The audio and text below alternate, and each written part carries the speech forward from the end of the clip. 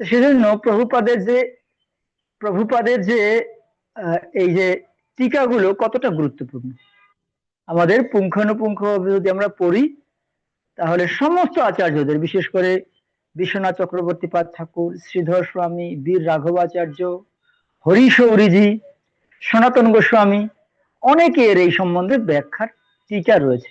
সব টিকাগুলো আমরা তো আলাদা আলাদাভাবে পড়তে পারবো না, ঠিক প্রভুপাদের এগুলো ভালো করে পড়লে প্রভুপাদ এই সমস্ত টিকা থেকে নিয়ে নিয়ে উনি রচনা করেছেন। তো সেটা হচ্ছে আমরা একটা পড়ার মাধ্যমে সবগুলো স্বাদ আমরা পেতে পারি। এটা হচ্ছে একটা দিক। দ্বিতীয় দিক হচ্ছে, আমরা যে ভক্তি শাস্ত্রী পড়বো বা আমরা যে এই শাস্ত্রগুলোকে পড়বো, এখানে কিছু ক্লাসিফিকেশন আছে, কিছু লক্ষ্য নিয়ে পড়তে হয়। আমরা যখন বাসায় একা একা পড়ি তখন তো লক্ষ্য ছাড়া পড়তে থাকি, কিন্তু আমরা যখন এই কোর্সের মাধ্যমে আমরা কিছু লক্ষ্য নিয়ে এই শাস্ত্রগুলো পড়ব, বিশেষ করে শিল প্রভুপাদ যেটা লিখলেন ওনার মনোভাবটা কি।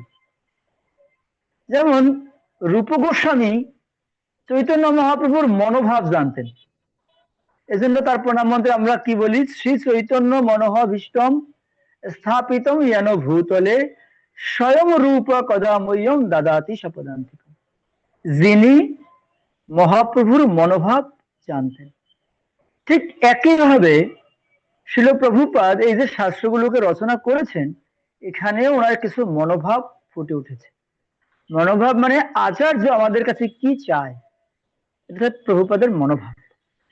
এখন প্রসঙ্গ হচ্ছে, আমরা যখন শাস্ত্রটা পড়বো তখন প্রভুপাদের মনোভাবটা কি আমাদের জন্য, সেটা আমরা খুঁজে বের করব। তাই এই ভক্তি শাস্ত্র করার একটা লক্ষ্য হচ্ছে কি, মনোভাব, প্রভুপাদের মনোভাব নিয়ে পড়া বা লক্ষ্য নিয়ে পড়া। আমি একটা লক্ষ্য অর্জন নিয়ে, লক্ষ্যকে ফিক্সড করে আমি শাস্ত্রটাকে পড়ছি। এর মধ্যে আছে পার্সোনাল অ্যাপ্লিকেশন, আপনি তো সবই বললেন, এখন আপনি আপনার জীবনে কি নিবেন। যেমন আপনি ধরুন কসমেটিক্স, আর হচ্ছে জ্ঞান বা নলেজ। কসমেটিক বাইরে সৌন্দর্য বাড়ায়, আর নলেজ আভ্যন্তরীণ সৌন্দর্য বাড়ায়।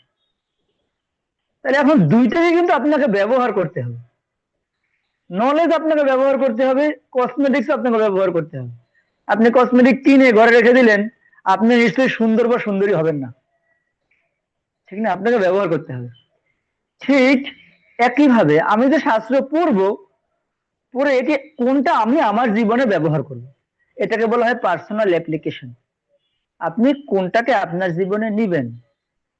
এরপরে রয়েছে, আপনি দেখতে পাচ্ছেন এটা শাস্ত্রে আছে, আবার বাইরেও তাকিয়ে দেখছেন না, এই কথা এরকমই চলছে। আমি যা শাস্ত্রে পড়ছি এটাকে বলা হয় শাস্ত্র চক্ষু। হ্যাঁ, এখন শাস্ত্রে আছে, আবার আমি দেখতেও পাচ্ছি। শাস্ত্রে আমাদের শ্রীমদ ভাগবতমে এরকম বর্ণনা করা হয়েছে, এটা হচ্ছে কলিযুগ, মানুষের আয়ু কম, প্রায়াণু অল্পায়ু সেভ্য কলা বিস্মিনে যুগে জনা মন্দ সুমন্দ মতো মন্দ ভাগ্য উপাধি। মানুষের আয়ু কম, মেধা কম, রোগাদির দ্বারা উপদ্রুত, বিভিন্ন সমস্যা রয়েছে। কিন্তু আমরা শাস্ত্রেও দেখতে পাচ্ছি, আবার আমরা চোখে তাকিয়েও দেখতে পাচ্ছি। সেজন্য এই একটা দিক হচ্ছে লক্ষ্য নিয়ে পড়া। তা আমি প্রথমে বললাম, আমাদের শাস্ত্র পড়ছি কেন? শাস্ত্র পড়ছি সমস্ত অন্য অন্য যারা টিকা লিখছেন তাদেরটা আমরা প্রভুপাদের শাস্ত্রের মাধ্যমেই পাবো। এবারে আর একটা বললাম, আমরা প্রভুপাদের মনোভাব পাবো, আমরা আমাদের জীবনে কি ব্যবহার করতে পারবো সেটা পাবো। আর একটা দিক হচ্ছে, যারা এই শাস্ত্রের যারা ক্যারেক্টার, ধরুন আপনি ভাগবতম পড়ছেন, বা ধরুন আপনি চৈতন্য চরিতামৃত পড়ছেন। হম তো এখন আপনি ওখানে আপনি যারা ওই ওই চরিত্রে অভিনয় করছেন, যেমন চৈতন্য মহাপ্রভুর সাথে যারা যারা আছে, আবার কৃষ্ণের সাথে যারা যারা আছে, তারা জানে কি কৃষ্ণ কেবলমাত্র আমার সাথেই আছে। গোপীরা জানে কৃষ্ণ কেবলমাত্র আমার সাথেই আছে। আবার অন্য গোপী মনে করে কি কৃষ্ণ কেবল আমার সাথেই আছে। আবার চৈতন্য মহাপ্রভু যখন রথাগ্রে 7টা দলে বিভক্ত হয়ে কীর্তন করছেন, যে দেখছে সে মনে করে আমার দলই আছে, অন্যরা মনে করে কি অন্যদের দলে নেই। আবার অদ্বৈত আচার্য ঠাকুর মনে করে আমার দলে আছে, আবার বক্রেশ্বর পণ্ডিত মনে করে আমার দলে আছে, শ্রীবাস ঠাকুর মনে করে আমার দলে আছে। কিন্তু আমরা যেহেতু শাস্ত্রের মাধ্যমে জানছি, আমরা জানি মহাপ্রভু সব দলই আছে। তো সেজন্য শাস্ত্রের মাধ্যমে জানার এটা হচ্ছে সুফল। শাস্ত্রের মাধ্যমে জানলে আপনি অ্যাজ ইট ইজ জানতে পারছেন। সেজন্য এটা হচ্ছে আমাদের জীবনে একটা বড় সুযোগ, এই শাস্ত্রকে পুঙ্খানুপুঙ্খভাবে জানা। তো আমি আপনাদেরকে হরপ করে বলতে পারি যে আপনারা অনেকেই ভগবত গীতা অনেকবার পড়েছেন, কিন্তু আপনারা এই ভক্তি শাস্ত্রীর যে রেগুলেশন ফলো করে পড়বেন, আপনার কাছে মনে হবে কি আমি এতদিন গীতা পড়িনি। বুঝতে পারছেন? তো সেজন্য এগুলো হচ্ছে সুযোগ। আমাকে পুরো 10 মিনিট টাইম দিয়েছিল, আমার মনে হয় 10 মিনিট অতিবাহিত হয়েছে। ঠিক আছে। আহ, 10 মিনিট পরে বলেছিলাম, 10 মিনিট সময় না প্রভু আপনি। আচ্ছা আচ্ছা আমি 10 মিনিট পরে বলেছিলাম প্রভু। আচ্ছা, তো ঠিক আছে, আপনার মনে হয় আপনারা ভালো করে পড়ুন, এতে আপনারা লাভবান হতে পারবেন। আসলে একটা ব্যাপার হচ্ছে, আমরা যদি শাস্ত্রগুলোকে আমাদের জীবনে ভালো করে জানি, তাহলে সুবিধাটা হবে কি, আমাদের প্রত্যেকের জীবনে কিছু দুঃখের সময় আসে, কিছু পরীক্ষার সময় আসে। যেমন অর্জুন পরীক্ষার সম্মুখীন হয়েছেন, কি করবেন বুঝতে পারছেন না। প্রভুপাদ একটা উদাহরণ দিচ্ছেন যে প্রভুপাদ হচ্ছে ভালো যোদ্ধা বা ভালো অভিনেতা। এবার অভিনয় করতে উঠছে, তাকে ঘোষণা দেওয়া হয়েছে আজকে এখন অভিনয় করবেন শ্রেষ্ঠ অভিনেতা। হ্যাঁ, তো এখন স্টেজ উঠে গেছে। স্টেজ উঠে দেখলেন কি যে তার সামনে অপেক্ষা করছে তার শ্বশুর শাশুড়ি, তাদের রিলেটিভরা বসে আছে। এবারে উনি আর অভিনয় বাদ দিয়ে বসে গেছেন, আমি আর অভিনয় করব না। হ্যাঁ, ঠিক অর্জুনের ব্যাপারটা হচ্ছে এরকম, যে অর্জুন অভিনয় করতে উঠছেন, যুদ্ধ করবেন। এখন যুদ্ধ করতে গিয়ে দেখে তার আত্মীয় স্বজন, তা প্রভুপাদ উদাহরণ দিচ্ছেন নাচতে উঠে ঘুমটা টানা। নাচতে শুরু করবেন, এই সময় রিলেটিভ দেখে লজ্জায় ঘোমটা টেনে দিয়েছেন, না আমি আর আজকে নাচবো না। কেন? আমার রিলেটিভ। এতক্ষণ স্টেজে ঘোষণা হয়ে গেল শ্রেষ্ঠ এই নর্তবিদ্যায় পারদর্শী, কিন্তু সে আর নাচবে না। তাহলে এই বিদ্যায় পারদর্শী হয়ে লাভটা কি? তো সেজন্য একটা জিনিস হচ্ছে, আমাদের জীবনেও এরকম কঠিন পরিস্থিতি আসতে পারে, আসতে পারে মানে আসবেই। তখন আমাকে যে যতই ভালো করে বুঝাক, ওই বুঝানোর কাজ হবে না। যদি আপনি এই শাস্ত্রগুলোকে ভালোভাবে অধ্যয়ন করেন, তাহলে শাস্ত্র আপনার কাছে অস্ত্র হবে, অস্ত্র। কি অস্ত্র? এই মায়া দূরীভূত করার অস্ত্র। এটাকে বলা হয় সোর্ড। সোর্ড মানে তরবারি। হ্যাঁ, আপনাকে এই মায়া নাশ করার তরবারি দিয়ে এই মায়াটাকে কেটে আপনাকে আবার সমহিমায় ভগবানের সেবায় নিযুক্ত করবে। সেজন্য আমাদের উচিত হচ্ছে শাস্ত্রকে পুঙ্খানুপুঙ্খ ভাবে পড়া। হ্যাঁ, আর একটা লাভ ভগবত গীতায় ভগবান বলছেন যে শাস্ত্র যদি ভালো করে পড়েন, ভগবান বলছেন জন্ম কর্ম চমে দিব্যম এবং যে ব্যক্তি তত্ত্ব। যদি কেউ তত্ত্ব জানে বা তত্ত্ব অধ্যয়ন করে, তাহলে লাভ কি হবে? ত্যক্তা দেহম পুনর্জন্ম নয়টি মামেতি সহজ। হে অর্জুন, তুমি দেহ ত্যাগ করার পরে তোমাকে আর পুনরায় আসতে হবে না। এটা লাভ, শাস্ত্র অধ্যয়নের লাভ। যদি তুমি ভালো করে পড়ো, তাহলে হে অর্জুন তোমার লাভ হবে কি, তুমি আমার ধামে ফিরে আসতে পারবে। তোমাকে আবার এই যে জন্ম মৃত্যু দুঃখ কষ্ট, এর মধ্যে আর ঘুরতে হচ্ছে না। তো সেজন্য এটা হচ্ছে আমাদের কাছে সুযোগ। আর একটা ব্যাপার হচ্ছে, আমি যাচ্ছি যেটা বলে আপনাদেরকে শেষ করব। শিল প্রভুপাদ সহ অন্যান্য আচার্যরা, তারা না ঘুমিয়ে, বিশেষ করে আমি আপনাদের একটা উদাহরণ দিতে চাই, শিল কৃষ্ণদাস কবিরাজ গোস্বামী পাদ। উনি যখন শাস্ত্র লিখছিলেন, উনি বৃদ্ধ, একদম বৃদ্ধ, মানে উনার চোখে দেখতে কষ্ট হয়, হাত কাঁপে লিখতে, উনি লিখতে সরাসরি বলছেন নিজে লিখনে কাঁপয়ে হাত, না দেখি নয়নে না শুনি শ্রবণে, শুনতেও পাই না দেখতেও পাই না, তবু লিখি এ বড় বিস্ময়। আমি যে লিখছি এটা খুব বিস্ময়কর। ঠিক প্রভুপাদ ওনার বৃদ্ধ অবস্থায় অত প্রেসার, অত প্রচার নিয়ে উনি রাত্রি জেগে জেগে এ শাস্ত্র লিখেছেন। হুম। তো এখন আমাদের পূর্বতন আচার্যরা সবাই শাস্ত্র লিখেছেন, এখন আমাদের উপরে দায়টা এসেছে অধ্যয়ন করা আর প্রচার করা। আপনি যদি ভালো করে অধ্যয়ন না করতে পারেন তাহলে আপনি আপনি প্রচার করতে পারবেন না। তো সেজন্য এটা আমাদের একটা বড় সুযোগ। প্রভুপাদ কষ্ট করে লিখেছেন, আর আমাদের উপর দায়টা পড়েছে এটা ভালো করে অধ্যয়ন করা। আমরা যদি ভালোভাবে এটা অধ্যয়ন করি তাহলে একদিকে লাভ হবে, শাস্ত্র জানতে পারবো। দ্বিতীয় লাভ হবে, ভগবান সন্তুষ্ট হবেন, কেন? শাস্ত্রে তো সাক্ষাৎ ভগবত প্রণীতম, শাস্ত্র ভগবান লিখেছেন, ভগবানের দ্বারা প্রণীত হয়েছে। আর দ্বিতীয় হচ্ছেন প্রভুপাদ বা আমাদের বর্তমান আচার্যগণ খুশি হবেন, কারণ ওরা চায় তোমরা শাস্ত্রগুলো ভালো করে অধ্যয়ন করো। আমাদের একজন আচার্য শ্রী শ্রীমৎ জয়পতাকা স্বামী মহারাজ উনি বলছেন, আমি একটা মডেল হতে চাই, আমি এই কোর্সগুলো করতে চাই, সব কোর্সগুলো করে আমি ডিগ্রি লাভ করতে চাই, যাতে সবাই দেখে। এখন ওনাদের এগুলো আর কি করার দরকার আছে, কিন্তু ওনারা তবুও করছেন কেন? আমাদেরকে শিক্ষা দেওয়ার জন্য। তো ঠিক এটা আমাদের কাছে চরম সুযোগ একটা, যে আমরা যাতে শাস্ত্রগুলোকে ভালোভাবে অধ্যয়ন করতে পারি।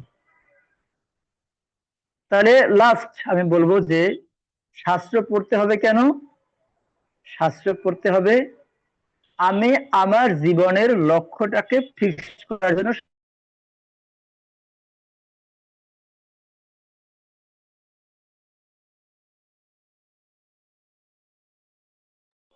তো তো আমি এই লক্ষ্যটাকে ফিক্সড করার জন্য আমাদেরকে শাস্ত্র অধ্যয়ন করা উচিত।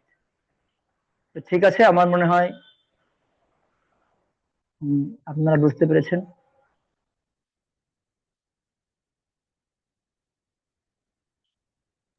তো তাহলে কি কি আমি তাহলে হরে কৃষ্ণ।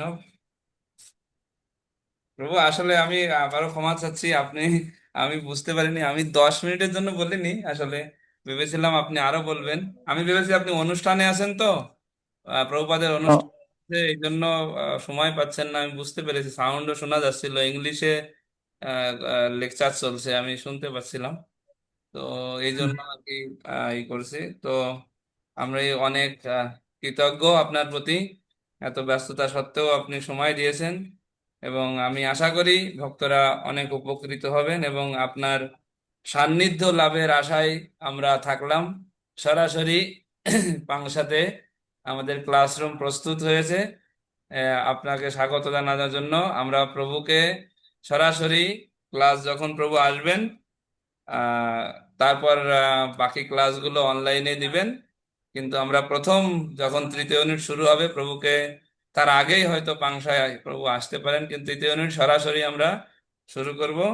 সেজন্য প্রভুর কাছে এই প্রার্থনা জানিয়ে এবং প্রভুকে আবারও অসীম অসীম ধন্যবাদ জানিয়ে, যে আমাদের এত সুন্দর মাহাত্ম্য বর্ণনা করার জন্য, সবার প্রভুর সঙ্গ কামনা করার জন্য আমরা ভগবানের কাছে প্রার্থনা করছি, যাতে প্রভু সুস্থ থেকে প্রভুপাদের সেবায় অক্লান্ত পরিশ্রম করে যাচ্ছেন, আরো সেবা করতে পারেন। আমরা আবারও 3বার হরিধ্বনির মাধ্যমে প্রভুকে স্বাগত জানাবো, এবং প্রভুকে ভবিষ্যতে পাংশায় যখন আসবেন তার জন্য অগ্রিম সংবর্ধনা আগেই দিয়ে রাখলাম, নিমন্ত্রণ। সবাই 2 হাত তুলে, হ্যাঁ, জয় শ্রীকৃষ্ণ চৈতন্য প্রভু নিত্যানন্দ, শ্রী অদ্বৈত গদাধর শ্রীবাসাদি গৌর ভক্ত। গৌর ভক্ত। হরে কৃষ্ণ কৃষ্ণ কৃষ্ণ হরে হরে, হরে রাম রাম রাম হরে হরে। 3বার হরি বল, হরি বল, হরি বল। জয় হিজ গ্রেস সুন্দরকান্ত গৌরদাস ব্রহ্মচারী প্রভু কি জয়। শিল প্রভুপাদ কি, ভক্তি শাস্ত্রী কোর্স কি জয়। তো আমরা একটু প্রভুর আশীর্বাণী পেয়েছি। এখন আমি মূলত আপনাদের যে কাজটা করব, প্রভু যে বিষয় নিয়ে আলোচনা করেছেন ইতিমধ্যেই, গুরুত্বপূর্ণ পয়েন্ট নির্ধারণ করেছেন। এই পয়েন্টগুলো আপনারা লিখেছেন কিনা আমি জানি না। তো আমি 9টা পয়েন্ট ফাইন্ড আউট করতে পেরেছি। আপনারা একটু মিলিয়ে দেখুন যদি কোনো পয়েন্ট মিস গিয়েছে কিনা। 9টা পয়েন্ট আমি এখানে ফাইন্ড আউট করতে পেরেছি, আশা করি।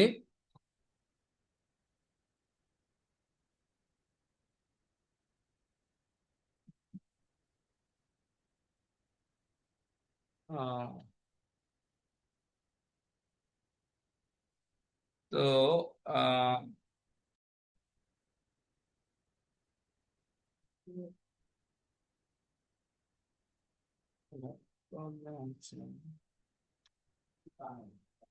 হরে কৃষ্ণ। তো কেউ কি বলতে চাচ্ছেন যে আহ, 9টা লিখেছেন এমন কেউ আছেন যে সম্পূর্ণ লিখেছেন নাম্বারিং করে? থাকলে একটু হাত উঁচু করুন যে আমি লিখেছি, আমি বলবো। যদি বাদ যায় আমি তো বলবোই, কিন্তু কেউ আছেন একটু সাহস করে বলুন যে আমি লিখেছি। যে কটাই পারেন একটু সাহস করুন। কেউ একজন সাহস করে হাত তুলুন যে আমি এই কটা লিখেছি, একটু বলি। কনক সরকার হাত তুলেছেন নাকি? নাকি আমি হাত তুলেছি? হ্যাঁ, কেউ নেই? কৃষ্ণ কৃষ্ণ, কৃষ্ণ কৃষ্ণ ডাকে মায়, কৃষ্ণ গেছে মথুরায় হয়ে যাবে তো। হ্যাঁ, কেবলই ক্লাস দিয়েছেন, এখনই যদি আমরা ভুলে যাই তাহলে সামনের দিনগুলো নিয়ে যাব কি করে? ঠিক আছে, আচ্ছা, আজকের জন্য আমি বলছি। আমি পরে পতিত লিখছিলাম প্রথম যে প্রভুপাদ আর আহ, গীতা সম্পর্কে প্রভুপাদ বলতে গিয়ে আহ, সুন্দরকান্ত প্রভু আমাদের যখন বলতে গিয়েছেন তখন প্রভুপাদের মনোভাব বলতে গিয়েছিলেন, তার আগে উনি একটা শব্দ ব্যবহার করেছেন যেটা হচ্ছে আচার্যদের টিকা। টিকা শব্দের অর্থ হচ্ছে ব্যাখ্যা। আমরা যেটাকে প্রভুপাদের তাৎপর্য বুঝি, ওই রকম আগের শব্দটাকে বলা হতো টিকা। তো আচার্যদের যে টিকা, এইটা হ্যাঁ আমাদেরকে বুঝতে হবে। আর বোঝার জন্য আমাদের কি লাগবে? প্রথমত লক্ষ্য সেট করতে হবে। 1 নাম্বার, যে আপনি কি করতে চাচ্ছেন, এই কোর্স করে আপনি কি কি জানতে চাচ্ছেন, লক্ষ্য নির্ধারণ করা 1 নাম্বার, যাতে করে শিল প্রভুপাদের মনোভাব এবং উদ্দেশ্য প্রকাশিত হয়েছে। এই আছে 1 নাম্বার। প্রভু প্রভু 2 নাম্বারে যে জিনিসটা বলেছেন সেটা খুবই গুরুত্বপূর্ণ, যেটা আছে ব্যবহারিক প্রয়োগ। প্রভু উদাহরণ দিয়েছেন কসমেটিক্সের। হ্যাঁ, কসমেটিক্স বাহ্যিক সৌন্দর্যের জন্য, আর আভ্যন্তরীণের জন্য জ্ঞান। তো যদি কসমেটিক্স ফেলে রাখি তা আমার সৌন্দর্য আনবে না, সেরকম জ্ঞান যদি আমরা শুধু ফেলে রাখি, ব্যবহার না করি নিজের জীবনে, সেটা আমাদের জীবনে পরিবর্তন আনবে না। প্রভু 3 নাম্বার যেটা বলেছেন সেটা হচ্ছে বিভিন্ন ক্যারেক্টার অর্থাৎ চরিত্র তুলে ধরেছেন অর্জুনের নাম নিয়ে। এবং উনি প্রভুপাদের প্রসিদ্ধ যে প্রবাদ বাক্য সেটা ব্যবহার করেছেন, নাচতে উঠে ঘোমটা টানা। হুম, এটাকে বলে চরিত্র থেকে শেখা। তো এর মানে হচ্ছে জীবনে আমাদের, প্রভু আর একটু ডিটেইলসে ঢুকতে যাচ্ছিলেন কিন্তু ওখানে উনি অফ করেছেন, হয়তো সময়ের কারণে। উনি চাচ্ছিলেন ভাগবতমের যত চরিত্র আছে, প্রত্যেকটা চরিত্র থেকে আমাদের শিক্ষার আছে, এটাই উনি ওখানে বোঝাতে চাচ্ছেন। প্রতিটা চরিত্র থেকে আমাদের শিখতে হবে, প্রতিটা চরিত্র থেকে। এটা উনি 4 নাম্বার পয়েন্টে বলেছেন যে কঠিন পরিস্থিতি আমাদের জীবনে আসবেই, যেমন অর্জুনের জীবনে এসেছিল। এবং গীতার জ্ঞান যেমন ওনাকে সহযোগিতা করেছিল অর্জুনকে ওই পরিস্থিতি উত্তরণ করার জন্য, তদ্রূপ ভাবে আমাদের জীবনেও পরিস্থিতি খারাপ আসলে আমাদের এই জ্ঞান আমাদেরকে কি করবে? অস্ত্রের মতো কাজ করবে। প্রভু বলেছেন না, জ্ঞান অস্ত্র। এটা কোথায় লেখা আছে গীতায়? 4th অধ্যায় 42 নাম্বার শ্লোক। আজকে একটু এই জিনিসটা জেনে রাখুন। 4th অধ্যায় শ্লোক নাম্বার 42, সেখানে বলা আছে জ্ঞানকে খড়গ অস্ত্রের সঙ্গে তুলনা করেছেন। জ্ঞানকে খড়গ বা অস্ত্রের সঙ্গে তুলনা করেছে। 5 নাম্বার, জন্ম কর্ম চমে দিব্যম এবং যে ব্যক্তি তত্ত্বত, এই শ্লোক কোট করেছেন প্রভু। কোট করে বলেছেন তত্ত্বত। তত্ত্বত মানে হচ্ছে ফিলোসফিক্যালি জানা। তত্ত্বত মানে হচ্ছে ফিলোসফিক্যালি জানা, প্রত্যেকটা জিনিসের পুঙ্খানুপুঙ্খ বিশ্লেষণ করে জানা, তাকে বলা হয় তত্ত্বত। আর এটা করলে, জানলে কি হবে? পুনর্জন্ম হবে না, যেটা আমাদের আলটিমেট গোল অফ লাইফ, চূড়ান্ত লক্ষ্য। আমরা যদি এই জগতে পুনর্জন্ম আমাদের না আসতে হয়, তাহলে দুঃখ কষ্ট আমরা পাবো না। 6 নাম্বার, প্রভু বলেছেন, শিল প্রভুপাদ সহ পূর্বতন যত আচার্য আছে যারা গ্রন্থ লিখেছেন, রাতের পর রাত জেগে জেগে জেগে জেগে, আমরা যখন ঘুমাতে যাই, প্রভুপাদ 10টা থেকে 12টায় 2 ঘন্টা ঘুমিয়ে 12টায় উঠে শাস্ত্র রচনা করতেন, 12টা থেকে 4টা পর্যন্ত, মঙ্গল আরতির আগ পর্যন্ত সারা রাত জেগে জেগে। ভক্তি বিনোদ ঠাকুর বলেন, কৃষ্ণদাস কবিরাজ গোস্বামীর উনি নাম নিয়েছেন চৈতন্য চরিতামৃত, 95 বছর বয়স ছিল ওনার।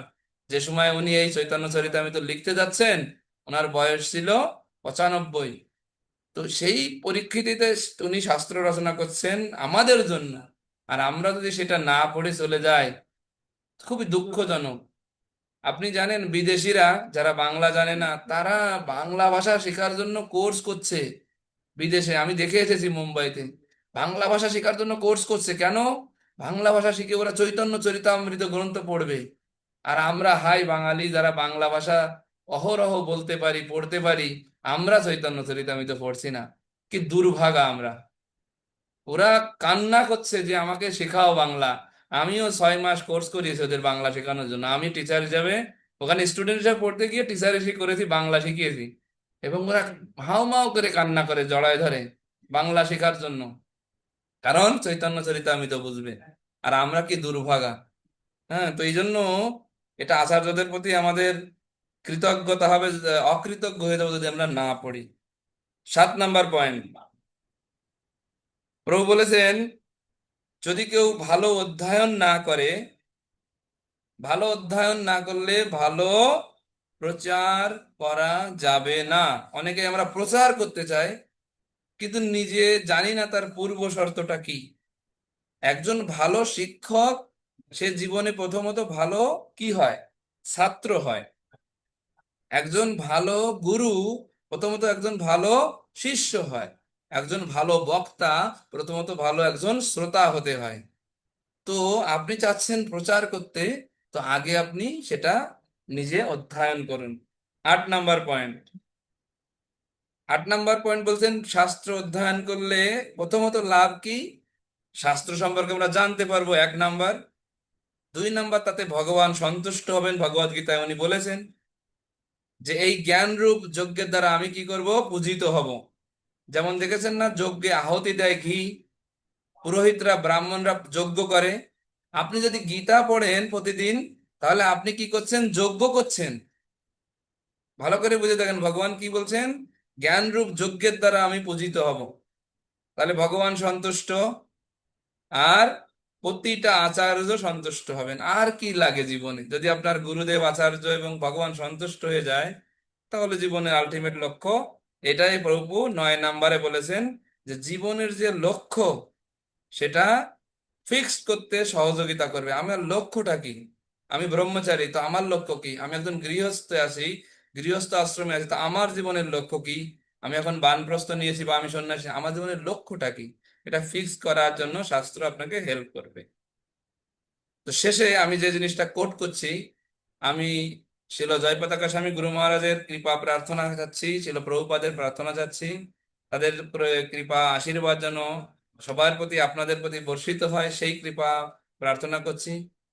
যেখানে আমি এখন বসে আছি, এটা হচ্ছে রাজবাড়ী জেলার পাংশা উপজেলা। এই পাংশা উপজেলায় 1985, 1985 সাল ছিল জয়পতাকা স্বামী গুরু মহারাজ এসেছিলেন। তো যেখানে এসেছিলেন সেখানে এখন একটা গৌরনীতায় মন্দির আছে, যে বাড়িতে উনি রাত্রি যা উনি এসেছিলেন মূলত 1 ঘন্টার প্রোগ্রামের জন্য, কিন্তু এত ভক্ত দেখে উনি 2 দিন এখানে স্টে করেছিলেন। এত ভক্ত সমাগম হয়েছিলেন।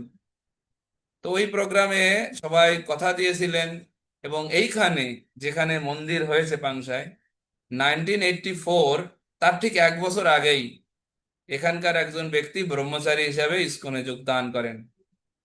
নিতাই মোহন দাস ব্রহ্মচারী প্রভু 3-4টা মন্দিরের প্রেসিডেন্ট হিসাবে দায়িত্ব পালন করেছেন, করে এখন নিজের জন্মভূমিতেই আছেন। পারিবারিক অনেক কারণে তাদের সম্পত্তি রক্ষার জন্য আসতে হয়েছিল, অনেক কাহিনী, কিন্তু ওনার জীবনের একটা লক্ষ্য, এবং চারুচন্দ্র প্রভু সহ গুরু মহারাজ এখানে কথা দিয়েছিলেন যে এই পাংশায় একটা মন্দির হবে। এত ভক্তের সমাগম হয়েছিলেন, এবং সেই কথা আসলেই কিভাবে কিভাবে বাস্তবায়ন হয়ে যাচ্ছে এখন। আমিও বহু চেষ্টা করেছি 2021 সালে, কিন্তু তখন হয়নি।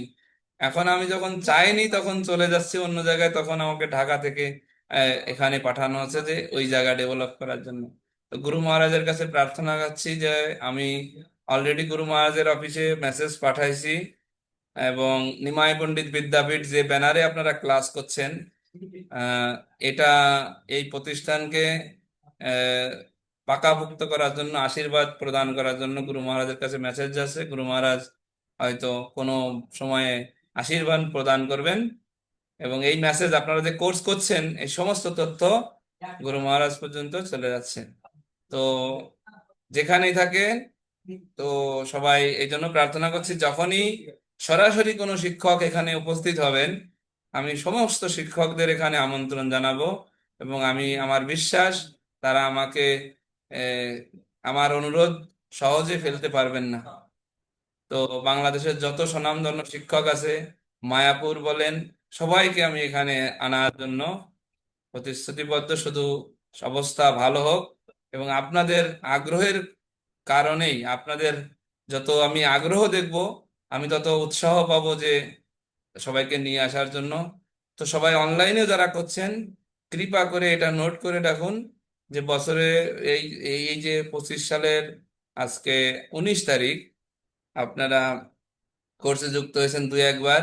ভক্তরা যখন আসবে তখন 1 সপ্তাহের জন্য অন্তত দেখে তো যান যে গুরু মহারাজ কোথায় এসে রাত্রি যাপন করেছিলেন। এই যে তীর্থ, আমরা সমস্ত তথ্য সংগ্রহ করে রেডি করছি যাতে একটা মিউজিয়ামের মতো করা যায়।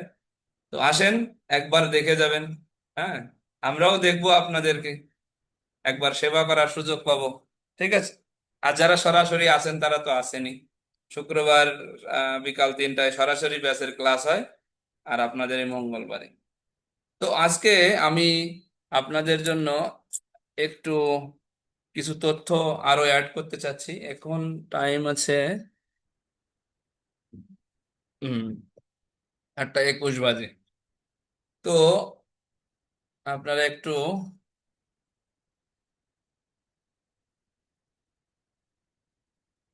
একটু মিনিট।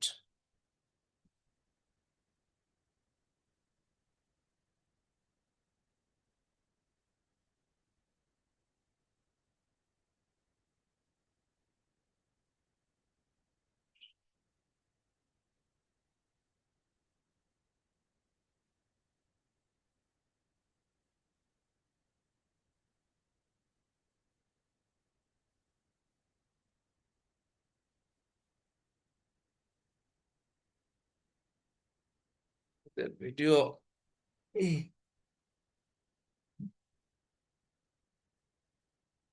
হরে কৃষ্ণ হরে কৃষ্ণ কৃষ্ণ কৃষ্ণ হরে হরে।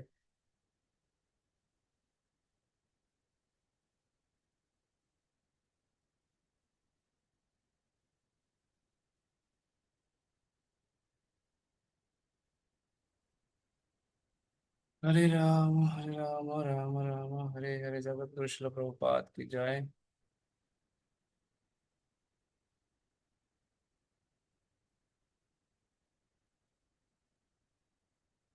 শিল প্রভুপাদকে উৎসর্গ করে আজকের এই ভক্তি শাস্ত্রী কোর্সের এই শুভ আরম্ভ করছি, এবং আপনাদেরকে অশেষ ধন্যবাদ জানাচ্ছি আবারও এই ভক্তিশাস্ত্রী কোর্সে যুক্ত হওয়ার জন্য। তো ভক্তিশাস্ত্রী কোর্সে মূলত 4টি গ্রন্থ আমরা সম্পন্ন করব। আহ শ্রীমদ্ ভগবদ গীতা, যথাযথ ভক্তিরসামৃত সিন্ধু, শ্রী ঈশোপনিষদ, এবং শ্রী উপদেশামৃত। তো ডিটেইলস আমরা আস্তে আস্তে দেখব।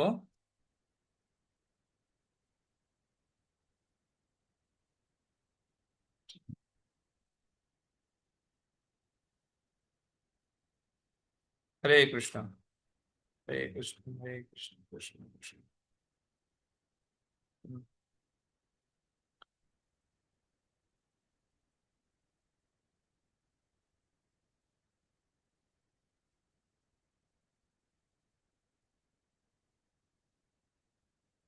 তো প্রভু অনেক যেগুলো বলেছেন তার ভিতর আহ, কিছু চিঠি আছে প্রভুপাদের ডিরেক্টলি ভক্তিশাস্ত্রী কোর্স সম্পর্কে উনি বলেছেন।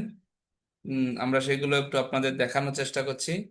এবং আপনাদের যে গ্রুপ, সেই গ্রুপে আমি প্রথমে গ্রুপ ক্রিয়েট করার পরে এগুলো দিয়েছি, আপনারা আরো একবার একটু ভালো করে এগুলো নজর দিবেন যে প্রভুপাদ এই সম্পর্কে কি বলছেন। বিশেষত দ্বিতীয়টা দেখুন, ভক্তিশাস্ত্রী পরীক্ষাগুলির দ্বারা আমি আমার প্রত্যেকটি শিষ্যকে অনুপ্রাণিত করতে ইচ্ছা করি যাতে তারা অতি যত্নের সহিত এই কৃষ্ণ ভাবনামৃত দর্শনকে শিখে। দর্শন মানে ফিলোসফি। কারণ পৃথিবীর প্রতিটি কোণায় এই দর্শনকে পৌঁছে দিতে বহু প্রচারকের প্রয়োজন। তো প্রচার করতে চাচ্ছি, কিন্তু শিখতে আমাদের আগে হবে, প্রচার অটোমেটিক্যালি হবে। হম প্রভুপাদ বলছেন, আমার শিষ্যরা সকলেই ভালো প্রচারক হও, এবং তা নির্ভর করবে গ্রন্থগুলি সুন্দরভাবে অধ্যয়ন করার মাধ্যমে, যাতে তোমরা সঠিক সিদ্ধান্তে উপনীত হতে পারো। অনেকেই মনে করেন গ্রন্থগুলো শুধু বাইরের মানুষের জন্য। প্রভুপাদ তাও লিখেছেন।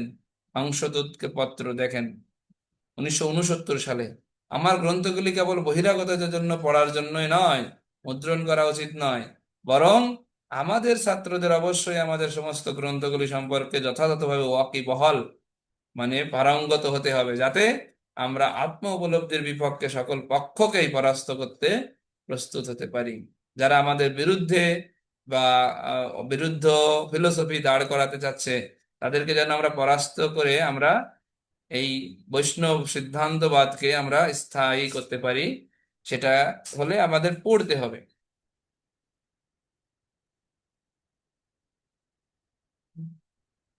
শিষ্যরা সকলে ভালো প্রচারক হোক, এবং তার নির্ভর করবে সুন্দরভাবে অধ্যয়ন করার মাধ্যমে। এবং প্রভু শিল জয়পতাকা স্বামী গুরু মহারাজের কথা বলেছেন, উনি একে একে একে একে সব কোর্স সম্পন্ন করে দৃষ্টান্ত স্থাপন করছেন এবং বারবার বলছেন, তোমরা এটা করো, তোমরা এটা করো। শিষ্যের জন্য গুরুর আদেশ হচ্ছে প্রাণ স্বরূপ, শিল বিশ্বনাথ চক্র ঠাকুর বলেছেন। এই জন্য আমি গুরুর আদেশ পালন করার জন্য শুধু সব কিছু ছেড়ে আগে এই কোর্স গুলো সম্পন্ন করেছি। গুরু মহারাজকে বলা হয়েছে সব আমরা সার্টিফিকেট আপনাকে দিয়ে দেবো, বলছেন নো, আমি সব পরীক্ষা দিয়ে তারপরে সার্টিফিকেট নিব। এবং সেই সার্টিফিকেট সবার সামনে তুলে ধরে বোঝাতে চাচ্ছেন যে তোমরা কোর্স করো। তো এই কোর্সের রূপরেখা আমরা একটু আগে দেখেছি, আরো একটু ডিটেলসে দেখে নেব যে আমরা কিভাবে এই কোর্সটা করতে যাচ্ছি। এখানে 5টা ইউনিট আছে, যাকে বাংলায় বলা হয় অনুভাগ। তো ইউনিট 1, 2, 3, 4, 5। ভগবদ গীতা ইউনিট 1-এ 1 থেকে 6 অধ্যায় পর্যন্ত, এটা আছে প্রথম ইউনিট। এবং এই প্রথম ইউনিট পরে গিয়েই আপনার বাকি যে পরীক্ষা হবে এই 6 অধ্যায় ক্লাস করার পরে। ভগবদ গীতার সব থেকে 12 অধ্যায় অনুভাগ 2, অর্থাৎ ইউনিট 2। ইউনিট 3 হচ্ছে ভগবদ গীতার ত্রয়োদশ অধ্যায় থেকে অষ্টাদশ অধ্যায়। আর ইউনিট 4 হচ্ছে ভক্তি রসামৃত সিন্ধু পূর্ব বিভাগ, অর্থাৎ দীক্ষার জন্য যে আপনারা প্রথম 19 অধ্যায় পড়েছেন। যদিও আমরা সামগ্রিক ভক্তি রসামৃত সিন্ধু কমপ্লিট করাই, বিশেষভাবে পরীক্ষার জন্য এটা নিই, আর বাকি সবই পড়ানো হয় 4টা বিভাগে। অনুভাগ 5 অর্থাৎ ইউনিট 5-এ 2টা গ্রন্থ, ছোট ছোট গ্রন্থ, ঈশোপনিষদ এবং শ্রী উপদেশামৃত গ্রন্থ। এই সম্পূর্ণ 5টা ইউনিটে এখানে সুন্দরভাবে লেখা আছে, ভক্তিশাস্ত্রে কোর্সে সামগ্রিকভাবে সফল হওয়ার জন্য প্রতিটি ইউনিটের পরীক্ষায় উত্তীর্ণ হওয়া আবশ্যক।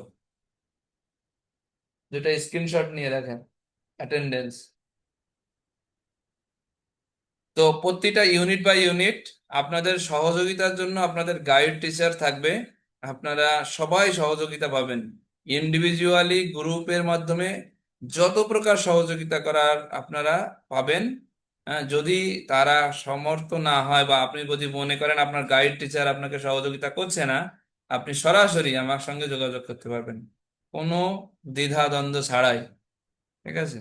কিন্তু আমি চাই যারা ভক্তিশাস্ত্রী শেষ করেছে রিসেন্টলি তারা আপনাদের সহযোগিতা করুক, তারা ভালো সহযোগিতা করতে পারবে, এবং তাদেরকে আমি সেইভাবে তৈরি করেছি যাতে তারা আপনাকে সহযোগিতা করতে পারে। তারা সহযোগিতা করার মাধ্যমে তাদের জ্ঞানকে আরো বেশি পাকাপোক্ত করবে, এটাই আমার লক্ষ্য। ঠিক আছে? যেটা প্রভু একটু আগে বলেছিলেন, তো মূলত আমাদের 8টা জিনিস এই ভক্তিশাস্ত্রী কোর্সের লক্ষ্য থাকে, 8টা।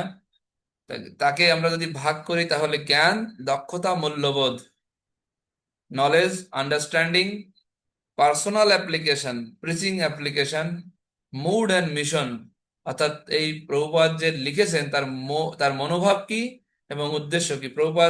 প্রভু কিন্তু বলেছিলেন মনোভাব, ছিল প্রভুপাদের মনোভাব, আচার্যদের মনোভাব বুঝতে গেলে শাস্ত্র অধ্যয়ন করা দরকার। তারপর বৈষ্ণব ইন্টিগ্রিটি, কালচার অ্যান্ড এটিকেট, আর বৈষ্ণব কোয়ালিটিস, কি কি গুণ আমাদের অর্জন করা প্রয়োজন, একে একে আমরা দেখব। আর ভক্তিশাস্ত্রী কোর্স করার 8টা লক্ষ্য, বিশেষত এটা আমাদের যারা শিক্ষক, যারা ক্লাস প্রদান করবেন তাদেরকে বলা হচ্ছে যে আপনারা ক্লাস প্রদান করে, আপনারা কোর্স করানোর মাধ্যমে এই 8টা জিনিস ছাত্রদেরকে সহযোগিতা করবেন। কি সহযোগিতা? তারা যাতে জ্ঞানকে মুখস্থ করতে পারে এবং প্রয়োজনে সেগুলো মনে করতে পারে, তাতে সহযোগিতা করা। এবং আমরা এতে বদ্ধপরিকর, আমরা প্রতিশ্রুতি দিয়েছি, আমরা যখন টিটিসি করেছি, আমরা যখন শিক্ষক হিসাবে শপথ নিয়েছি এক কথায়, তখন আমরা এগুলো প্রতিশ্রুতি দিয়ে এসেছি যে আমরা ছাত্রছাত্রীদের এক্ষেত্রে আমাদের সর্বোচ্চটুকু দিয়ে সহযোগিতা করব। এবং আমরা এটা বদ্ধপরিকর, আমি ব্যক্তিগতভাবে তো বদ্ধপরিকর। হ্যাঁ, যদি কেউ শাস্ত্র শিখতে চায়, তার জন্য আমি আমার আউট অফ কি এনার্জি, আমার যত শক্তি আছে তার চাইতে বেশি দিয়ে চেষ্টা করি। যদি কেউ শিখতে চায়, তার জন্য আমি সামগ্রিক যে কোনো দিক দিয়ে সহযোগিতা করতে চাইলে, আমি আমার যত বই ছিল, গ্রন্থ, আপনারা জানেন না, 3 সেট আমি সব বই দিয়ে দিয়েছি। বই কয়ে এখনো যদি কেউ আমার বই চায়, পার্সোনাল বই, যে বইগুলো আমি দেই না, তারপরও যদি কেউ চায়, আমি তার আগ্রহ দেখি, আমি দিয়ে দেবো, দিয়ে দিই। আমি কি করব বই? তো আপনি শুধু আপনার আগ্রহটা দেখতে চাই, বাকিটা ভক্তরা সহযোগিতা করার জন্য রয়েছে, আমিও আপনাদের সহযোগিতায় থাকবো। 2 নাম্বার হচ্ছে গভীরভাবে অনুধাবন এবং বৃহত্তম দৃষ্টিকোণ থেকে পর্যালোচনা করতে। আপনাকে যখনই শুনবে যে উনি ইস্কন থেকে আসে, হ্যাঁ ইস্কনে আছে, তখনই যেখানে যাবেন সেখানে আপনাকে ক্লাস প্রদান করতে বলবে, সেখানেই আপনাকে গীতার ক্লাস, ভাগবতম ক্লাস, পাঠ দিতে বলবে। তখন আপনি যদি এগুলো গভীরভাবে অনুধাবন না করেন এবং সামগ্রিক বৃহত্তর দৃষ্টিকোণ থেকে না দেখেন, তখন ওইগুলো ক্লাস আপনি সেভাবে ভালো প্রদান করতে পারবেন না। তো এই জন্য 3 নাম্বার হচ্ছে বাহ্যিক ব্যবহারে এবং অভ্যন্তরীণ অনুশীলনে। এইটার উদাহরণ প্রভু দিয়েছেন কি? কসমেটিক্স এর, ভালো করে মনে রাখেন, এবং জ্ঞান। বাহ্যিক ব্যবহারে প্রভুপাদ বলছে, before becoming a devotee you should become a gentleman. Bangla করলে দাঁড়ায়, ভক্ত হওয়ার আগে ভদ্র হও। তো আমরা যেন সেরকম ভক্ত, আমরা নামধারী ভক্ত না হই, আমাদের ভিতরেও আসলে, হ্যাঁ, সেই রকম ভক্তের গুণাবলী অর্জিত হয়, এটাই এই কোর্সের লক্ষ্য। তারপর শিক্ষার্থীদের হৃদয়ে কার্যকরী প্রচারের সক্ষমতা ও ইচ্ছা উৎপন্ন করা। যখন আপনি এরকম আচার্যদের জীবনী জানবেন বারবার, তখন আপনার ভিতরে একটা ইচ্ছা জাগবে, যেটা আমার ভিতরে এখন যে ইচ্ছা আছে, এটা আজ থেকে 15 বছর আগে ছিল না, কিছুই ছিল না। কিন্তু আজকে সেটা তৈরি হয়েছে শুধুমাত্র এই কোর্স করার মাধ্যমে। এবং প্রভুপাদের যে লেখনীতে মনোভাব এবং উদ্দেশ্য প্রকাশ পেয়েছে তার প্রশংসা করতে, হৃদয়ঙ্গম করতে, এবং ইসকনের মধ্যে সেই ধারণাকে চিরস্থায়ী করতে ছাত্রদের সাহায্য করা। 6 নাম্বার, ভক্তিশাস্ত্রের নীতিগুলোকে বৈষ্ণবীয় ন্যায়পরায়ণতার সহিত উপযুক্ত স্থান, কাল ও পাত্র বিবেচনা করে প্রয়োগ করতে ছাত্রদের সহযোগিতা করা। অনেক অনেক কিছু জানি, কিন্তু আমাদের জ্ঞান প্রদান করতে হয় স্থান, কাল, পাত্র ভেদে। যেমন একজন শিক্ষক, প্রাইমারি শিক্ষকও মাস্টার্স পাস হয়, সে সব উচ্চতর অনেক জ্ঞান জানেন, কিন্তু যখন বাচ্চাদের ক্লাস নিতে যান, তখন তিনি তাদের লেভেল অনুযায়ী জ্ঞান দেন। যখন হাই স্কুলে যান, তখন ওই একই টিচার আর একটু উন্নত জ্ঞান দেন। যখন তিনি ভার্সিটি লেভেলে বা কলেজে ক্লাস নেন, তখন তাদের অনুযায়ী জ্ঞান প্রদান করেন। তো ঠিক সেই রকম আর স্থানকাল পাত্র ভেদে, মানে ধরুন এই দেশে আছি আমরা, এই দেশে অনুযায়ী আমাদের অনেক স্থান কাল পাত্র বিবেচনা করে কথা বলতে হয়। এই সবগুলো বিষয় এই কোর্সের মাধ্যমে আমরা শেখার জন্য সহযোগিতা করব। ভক্তিশাস্ত্রে উল্লেখিত গৌড়ীয় বৈষ্ণব সংস্কৃতি সদাচার, যেটাকে বলা হয় এটিকেট, বৈষ্ণব এটিকেট, এটাই মূলত আমাদের মূলত কি বলে সম্পদ। হ্যাঁ, একজন ভক্তের সম্পদ হচ্ছে তার এই যে সৎ আচরণ, সদাচার। 8 নাম্বার, ভক্তিশাস্ত্রে যে বৈষ্ণবের গুণাবলী ব্যক্ত করা হয়েছে সেগুলোকে হৃদয়ঙ্গম করতে সাহায্য করা। তো এই 8টা লক্ষ্য আপনাদের গ্রুপে দেওয়া হয়েছে, আপনারা আবারও পড়বেন। আমি জাস্ট আপনাদের দেখিয়ে যাচ্ছি। তো আজকে আমি আপনাদের একটা উম, এগুলো বহুতেও পরবর্তীতে আসবে, কিন্তু আমি আপনাদের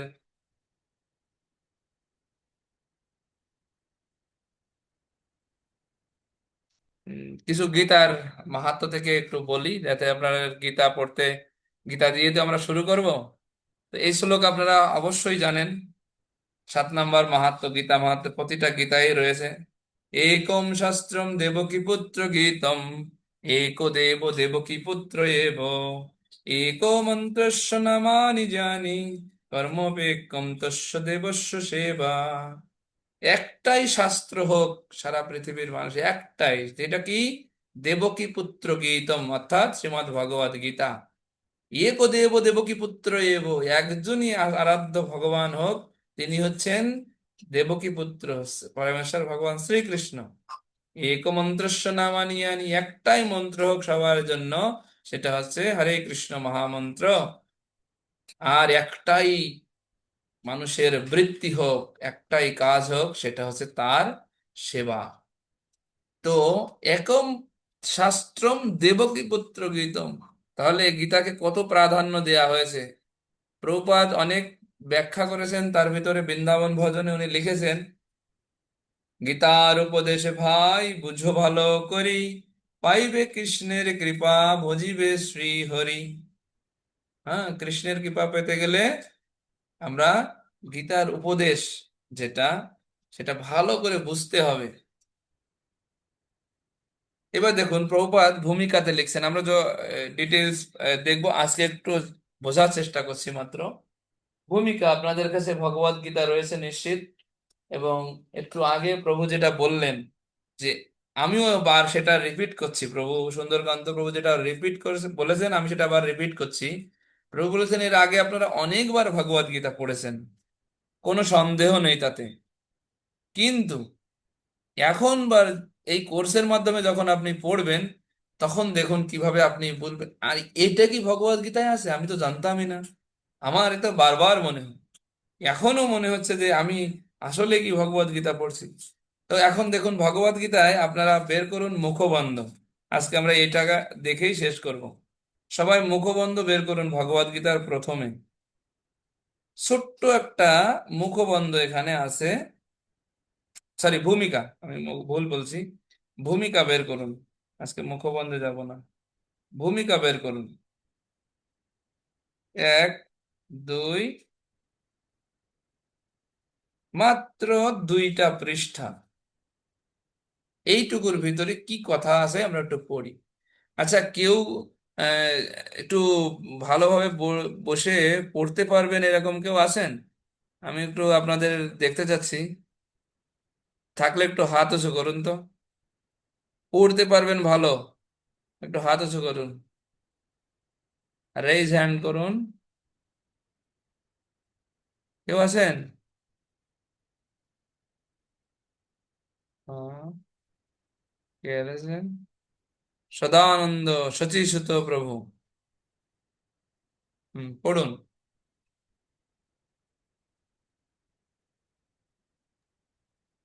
হরে শুভ।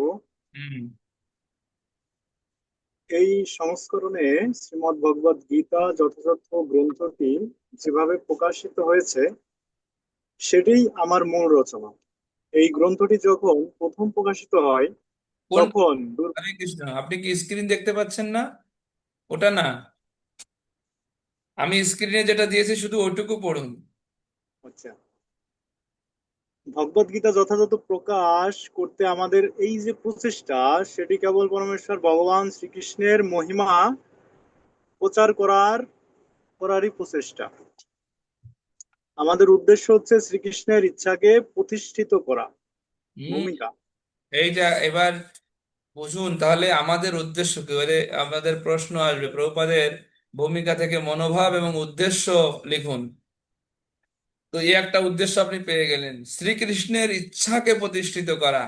আমার বা আপনার বা অন্য কারো ইচ্ছা প্রতিষ্ঠিত করা আমাদের উদ্দেশ্য নয়, শ্রীকৃষ্ণের ইচ্ছাকে প্রতিষ্ঠিত করা, শ্রীকৃষ্ণ যেটা চেয়েছেন সেইটাই আমাদের উদ্দেশ্য। অনেকেই অনেক সংগঠন বানিয়েছেন, অনেক ধর্ম প্রচার করেছেন, তাদের নিজের ইচ্ছাকে প্রতিষ্ঠিত করেছেন। প্রভুপাদকে বলা হয়েছিল যে আপনি আপনার নামে সংগঠনের নাম রেখে যান, বলছেন না আমি আমার নাম প্রচার করতে আসিনি, এটা আমার উদ্দেশ্য নয়। আমার উদ্দেশ্য শ্রীকৃষ্ণের ইচ্ছাকে প্রতিষ্ঠিত করা, তাই কৃষ্ণ কনসাসনেস রেখেছেন। অনেকে বিদেশিরা বলছেন গড কনসাসনেস রাখুন, বলছেন নো, গড কনসাসনেস প্রচার করা আমার উদ্দেশ্য নয়। আমি কৃষ্ণকেই প্রতিষ্ঠিত করতে চাই এবং কৃষ্ণের ইচ্ছাকেই প্রতিষ্ঠিত করতে চাই, সেটাই ভগবদ গীতার উদ্দেশ্য। উনি বোল্ড ছিলেন একদম কৃষ্ণের বিষয়ে, এই জন্য না নিজের নামে করেছেন। এই জন্য যখনই কোনো প্রশ্ন আসবে আপনাদের, এ মাস্ট, এই প্রশ্ন কিন্তু কম্পালসারি ভক্তিশাস্ত্রী যারা করবেন সবার জন্য, অনেক জায়গায় অপশন থাকবে, বাট এই প্রশ্নটা লেখার জন্য সবাইকে বাধ্যতামূলক করে দেওয়া হয়েছে যে ভূমিকাতে ভগবদ গীতার প্রভুপাদের যে মনোভাব এবং উদ্দেশ্য প্রকাশ হয়েছে তা তিনটি উদ্দেশ্য এবং তিনটি মনোভাব লিখুন। এই একদম কম্পালসারি কোশ্চেন সবার জন্য, খোলা বই। আমি গতদিন বলেছিলাম, আজকে যেমন বলছি পরীক্ষা পদ্ধতি, আপনাদের অনেকে আজকে নতুন আছেন, যেহেতু সরাসরি ক্লাস করিয়েছি, আজকে অনলাইনের প্রথম ক্লাস, পরীক্ষা পদ্ধতি সম্পর্কেও আমি বলবো একটু পরে। এই উদ্দেশ্য এ মাস্ট থাকবে, এটা ওপেন বুকে। এই জন্য এই ভূমিকাটা দেখবেন, আবারও যখন আপনি পড়বেন, আপনাদের উদ্দেশ্য হচ্ছে আজকের আমার আপনার বাড়ির কাজ, এই ভূমিকাটা খুব সুন্দরভাবে লাইন বাই লাইন আবার একবার পড়া। হ্যাঁ, 1 নাম্বার, এটা একটু খাতায় নোট করে রাখুন। হ্যাঁ, তাহলে আমরা একটা উদ্দেশ্য পেয়ে গেলাম।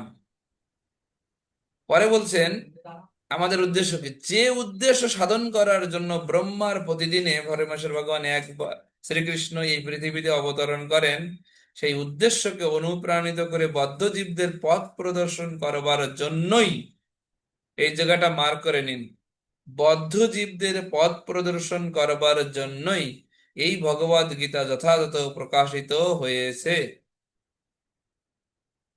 তাহলে উদ্দেশ্য পেয়ে গেলেন। এই যে উদ্দেশ্যগুলো এইভাবে ফাইন্ড আউট করতে হবে। আমরা আগে কি করেছি, এটা ধর্মীয় গ্রন্থ প্রণাম করে পড়ে গিয়েছি, এখনো পড়বো, এটা ধর্মীয় গ্রন্থ, এটা পূজ্য, এটাকে আরতিও করা যায়, করি আমরা। কিন্তু গীতার প্রকৃত আরতি হচ্ছে কি, এটার জ্ঞান রূপ গঙ্গা জলে অবগাহন করা।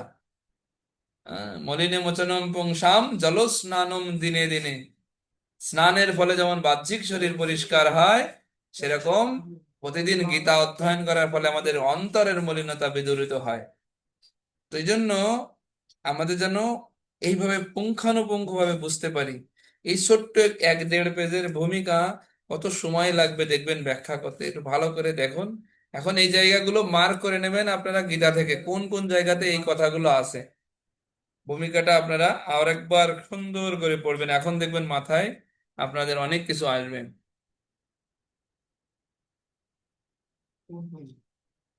আরেকটা উদ্দেশ্য দেখেন ভূমিকাতে, আমি এগুলো সব আলাদা করে দিয়েছি, আর অন্য একজন পড়ুন। আমি আপনাদের একটু পড়ার সুযোগ দিচ্ছি, আপনারা কৃপা করে নিজেরা একটু স্বতঃস্ফূর্ত ভাবে, হ্যাঁ, হাত তুলবেন।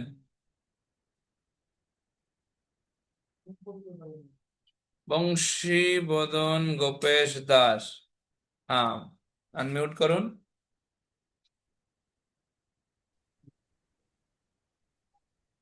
হরে কৃষ্ণ গো। হ্যাঁ, হরে কৃষ্ণ। আত্মেন্দ্রিয় প্রীতি সাধনের পরিবর্তে কৃষ্ণের ইন্দ্রিয়ের তৃপ্তি সাধন করাটাই হচ্ছে তার কর্তব্য। সেটি হচ্ছে জীবনের চরম সার্থকতা। ভগবান সেটি চান এবং তিনি তা দাবি করেন। ভগবদ গীতার এই মূল ভাবটি উপলব্ধি করতে হবে। কি বলছে? আত্মেন্দ্রিয়, এসব চৈতন্য চরিতামৃতের শ্লোক আছে। আত্মেন্দ্রিয় প্রীতিবাঞ্ছা তারে বলে কাম, কৃষ্ণ ইন্দ্রিয় প্রীতি ইচ্ছা ধরে প্রেম নাম। একই কাজ, একই কাজ, একই ইচ্ছা আমরা যখন নিজের ইন্দ্রিয়কে সন্তুষ্ট করার জন্য করছি, তখন তা হয়ে যাচ্ছে কাম। একই ইচ্ছা যখন আমি কৃষ্ণের জন্য করব, তখন তা হয়ে যাচ্ছে প্রেম। হ্যাঁ, আমি যখন বাজার করছি, যদি আমি আমার ইন্দ্রিয় তৃপ্তির জন্য বাজার করি, ওটা হচ্ছে কাম ও কাম। আমি যদি কৃষ্ণের জন্য একই বাজার করি, যে কৃষ্ণের এটা পছন্দ, কৃষ্ণের এটা পছন্দ, তো ওটা হয়ে যাবে প্রেম। প্রতি পদক্ষেপে আপনি আপনার কাজকে প্রেমে পরিণত করতে পারবেন। এবং ভগবান সেইটাই চান এবং তার দাবিও করেন। ভগবত এই মূল ভাবটা বুঝতে হবে। ভগবত গীতা সামারির যে একটা শিক্ষা আছে, সারাংশ করলে যদি 90% জ্ঞান তো এই কথাটার ভিতরেই আছে। যদি কেউ এটা একবার বুঝে যায় জীবনে, যে আমার জীবনের লক্ষ্য হচ্ছে কৃষ্ণকে সন্তুষ্ট করা, সে 99% জ্ঞান বুঝে গেছে অলরেডি। যেমন আমরা যদি একটু অর্জুনের দিকে তাকাই, আমরা ডিটেলসে পরে যাব। অর্জুন প্রথমে কি চেয়েছিলেন? নিজের বুদ্ধি দিয়ে সবকিছু প্রার্থনা করেছিলেন। ততক্ষণে উনি কি করে বুঝতে পারেননি ভগবত গীতার ভগবানকে।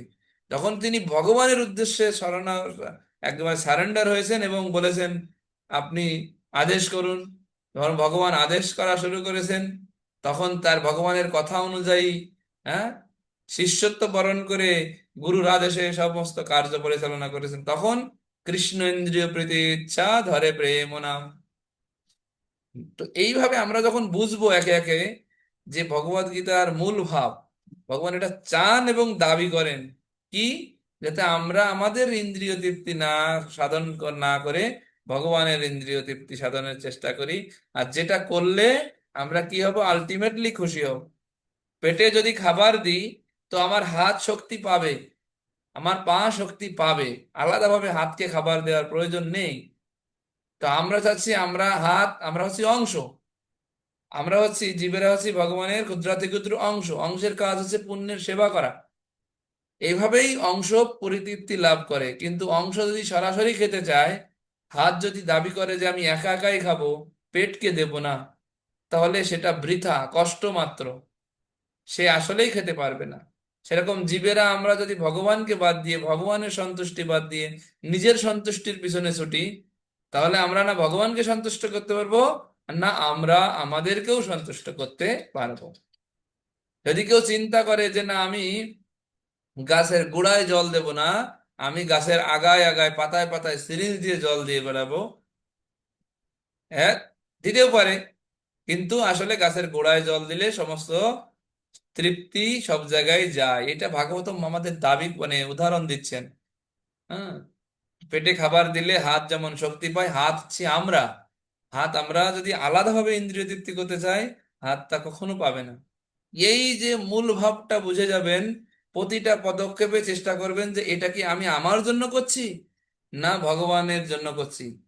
এইটুকু যদি আপনি প্রশ্ন করে নেন, তাহলে ওইটা ঠিক হচ্ছে কি ভুল হচ্ছে বুঝে যাবেন নিজে নিজে, যে এই কাজটা যে আমি করতে যাচ্ছি, এটা আমি আমার জন্য করছি না ভগবানের জন্য করছি।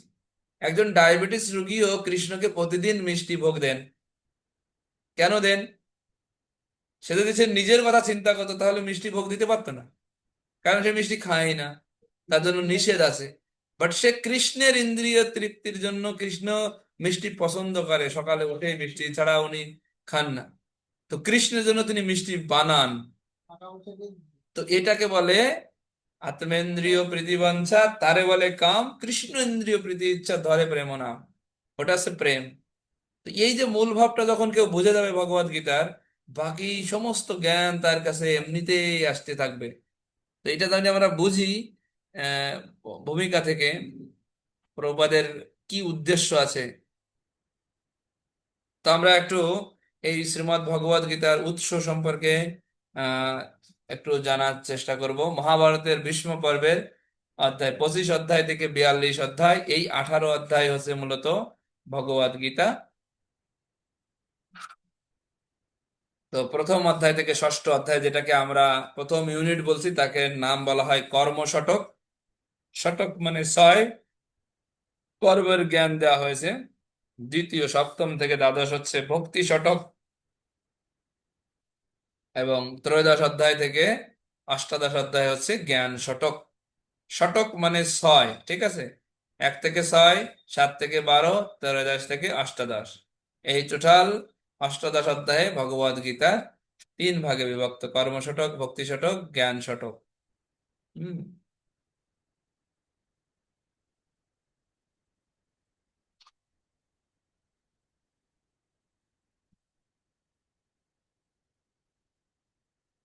গীতা মাহাত্ম্যের আর একটা শ্লোকে বলছেন, হ্যাঁ এটা একজন পড়বেন, হ্যাঁ, সর্বোপনিষদ গাব দুগ্ধা গোপাল নন্দন পার্থ বৎস সুধীর ভক্তা দুগ্ধম গীতামৃতম মহৎ। আমি ব্যাখ্যা করি তাহলে ভালো হবে। এই গীতা উপনিষদ, ভগবদ গীতা সমস্ত উপনিষদের সারাদিশার, এবং তা ঠিক একটি গাভীর মতো। এটা একটা গাভীর মতো, এবং রাখাল বালক রূপে প্রসিদ্ধ ভগবান শ্রীকৃষ্ণই এই গাভীকে দহন করেছেন। অর্জুন যেন গোবৎসের মতো, এবং জ্ঞানী গুণী ও শুদ্ধ ভক্তেরাই ভগবদ গীতার সেই অমৃতময় দুগ্ধ পান করে থাকেন। অনেকেই মনে করেন গীতার জ্ঞান শুধু অর্জুনের জন্য দিয়েছিলেন, আমার জন্য নয়। তো আমরা যারা দুধ দহন করি, দুধ বাছুরের জন্য সব, না দুধ যে যা দহন করে তাদের জন্য আসে? মূলত বাছুরকে কেন্দ্র করে দুধ আসে, এই জন্য বাছুরকে প্রথমে মুখ লাগানো হয়। বাছুরের জন্য দুধ অবশ্যই, কিন্তু মূল বেশিরভাগ দুধই তো আমাদের বাড়িতেই চলে আসে। সেরকম অর্জুন তো নিমিত্ত মাত্র ছিল জ্ঞান। অর্জুনকে নিমিত্ত করে গীতার জ্ঞান দিয়েছেন মূলত গীতার প্রকৃত ব্যক্তি যারা গীতার জ্ঞানের জন্য, আমরাই, আমাদের জন্যই দিয়ে দিয়েছেন এই গীতার জ্ঞান। তো আমাদের এখন সেগুলো পাঠ করতে হবে। ছিল বলদেব বিদ্যাভূষণ, আমাদের একজন আচার্য, প্রভু একটু আগে বলছিলেন অনেক আচার্য অনেক টিকা লিখেছেন। তো উনি বলেছেন শ্রীকৃষ্ণ তত্ত্বই একমাত্র বিষয়, এবং অশেষ ক্লেশ নিবৃত্তি পূর্বক শ্রীকৃষ্ণ তত্ত্বই সাক্ষাৎকারী এই শাস্ত্রের একমাত্র প্রয়োজন। অর্থাৎ ভগবদ গীতার কি প্রয়োজন? আমরা যেন আলটিমেটলি জানতে পারি উনি হচ্ছেন পরমেশ্বর ভগবান, এবং উনার সেবা করাই হচ্ছে আমাদের জীবনের একমাত্র লক্ষ্য। এইটাই হচ্ছে এই গীতার মানে সারাংশ করলে এই দাঁড়ায়। আপনি যেন জানতে পারেন শ্রীকৃষ্ণ পরমেশ্বর ভগবান, এবং তারকে ভালোবেসে তার সেবা করাই আপনার জীবনের একমাত্র বৃত্তি, কাজ। এইটাই হচ্ছে এই ভগবদ গীতার উদ্দেশ্য, প্রয়োজন, একমাত্র প্রয়োজন। এটা যদি আমরা না জানি এবং এটা যদি না মানে কি বলে ব্যবহার করি আমাদের জীবনে, তাহলে আমাদের বাকি সমস্ত জ্ঞান বৃথা। হ্যাঁ, এই জগতে বহু মানুষ আছে যারা গীতার 700 শ্লোক মুখস্থ করে ঘুরে বেড়াচ্ছে, কিন্তু তারা এই দুইটা বিষয় মানে না। প্রভুপাদ উদাহরণ দিচ্ছেন, অনেকেই বলছেন শ্রী ভগবান উবাচ, একটুখানি পরে বলছেন শ্রীকৃষ্ণ বলে কোনো ব্যক্তি ছিলেনই না। একটু আগেই বলছেন শ্রীকৃষ্ণ উবাচ বললেন, তিনি বললেন উনি কোনো ব্যক্তিই ছিলেন না। আর তিনি শ্রীকৃষ্ণের যেহেতু মানেনই না, তার কি সেবা করবেন? এই জন্য ভগবত গীতা পড়া, ওই ওই একজন কি বলে ময়না পাখি, টিয়া পাখি, এদেরকেও তো 2-4টা শ্লোক শেখালেও মুখস্থ বলে যায়। তো এটা হচ্ছে তোতা পাখির মতো বলে যাওয়া, কিন্তু মূল বিষয় হচ্ছে এটা পড়ে আমাদের জীবনে তা প্রয়োগ করা। তাহলেই আমাদের ভগবত গীতা পড়া সার্থক হবে। দুইটা বিষয়, এক হচ্ছে শ্রীকৃষ্ণই যে পরমেশ্বর ভগবান সেটা জানা, 2 নাম্বার হচ্ছে তার সেবাই হচ্ছে একমাত্র প্রয়োজন। কৃষ্ণেন্দ্রিয় প্রীতি ইচ্ছা ধরে প্রেম নাম, তার ইন্দ্রিয় তৃষ্টি সাধন করা, তার ইচ্ছাকে মান্য করা। এইটাই যদি আমরা মানি তাহলে গীতার উদ্দেশ্য সফল হবে। ভগবদ গীতায় মোট 5টি বিষয় আলোচনা করা হয়েছে। ভগবদ গীতার বিষয়বস্তু হচ্ছে ঈশ্বর, জীব, প্রকৃতি, কাল ও কর্ম।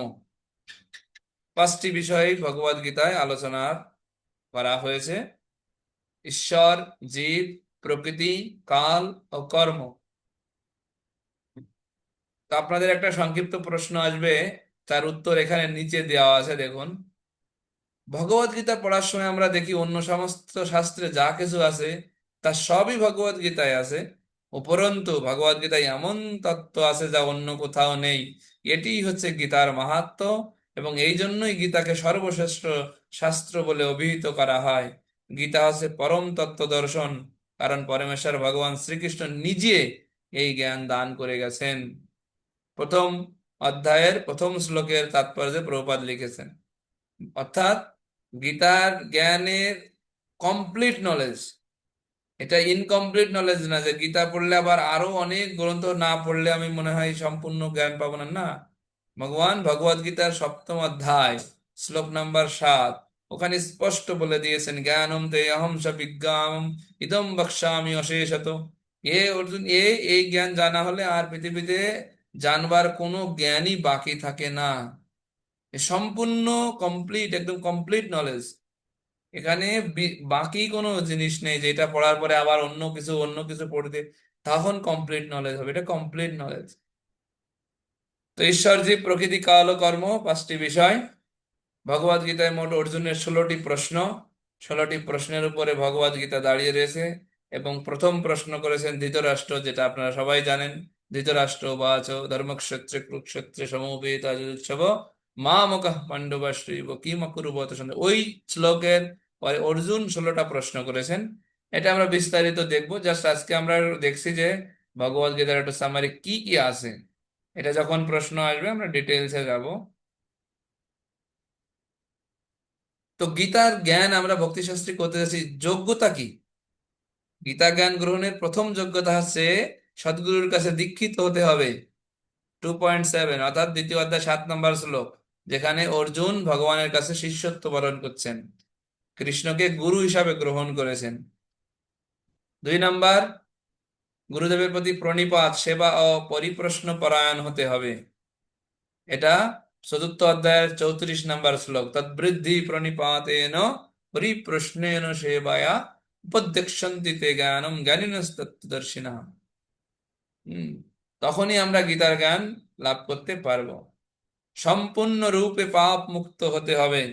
এই জন্য ভক্তিশাস্ত্রী কোর্স শুধুমাত্র ভক্তদের জন্য নির্ধারণ করা হয়েছে, এটা বাইরের মানুষের জন্য নয়। সম্পূর্ণরূপে পাপ মুক্ত হতে হবে। সবগুলোর নাম্বার দেওয়া আছে, আপনারা দেখতে পাচ্ছেন। কৃষ্ণ ভক্ত হতে হবে। ভগবদ গীতা বুঝতে গেলে, শাস্ত্র বুঝতে গেলে অবশ্যই ভগবত ভক্ত হতে হবে। 6 জায়গাতে ভগবদ গীতায় বলা আছে, এক জায়গাতে নয়। 2য় অধ্যায়ের 12 নম্বর শ্লোকের তাৎপর্যে, 4th অধ্যায়ের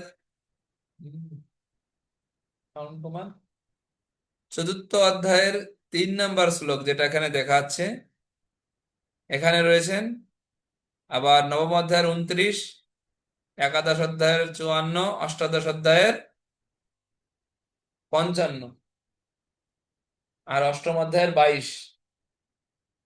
এই 5-6 জায়গাতে ভগবান বারবার বোঝাচ্ছেন যে কৃষ্ণ ভক্ত হতে হবে।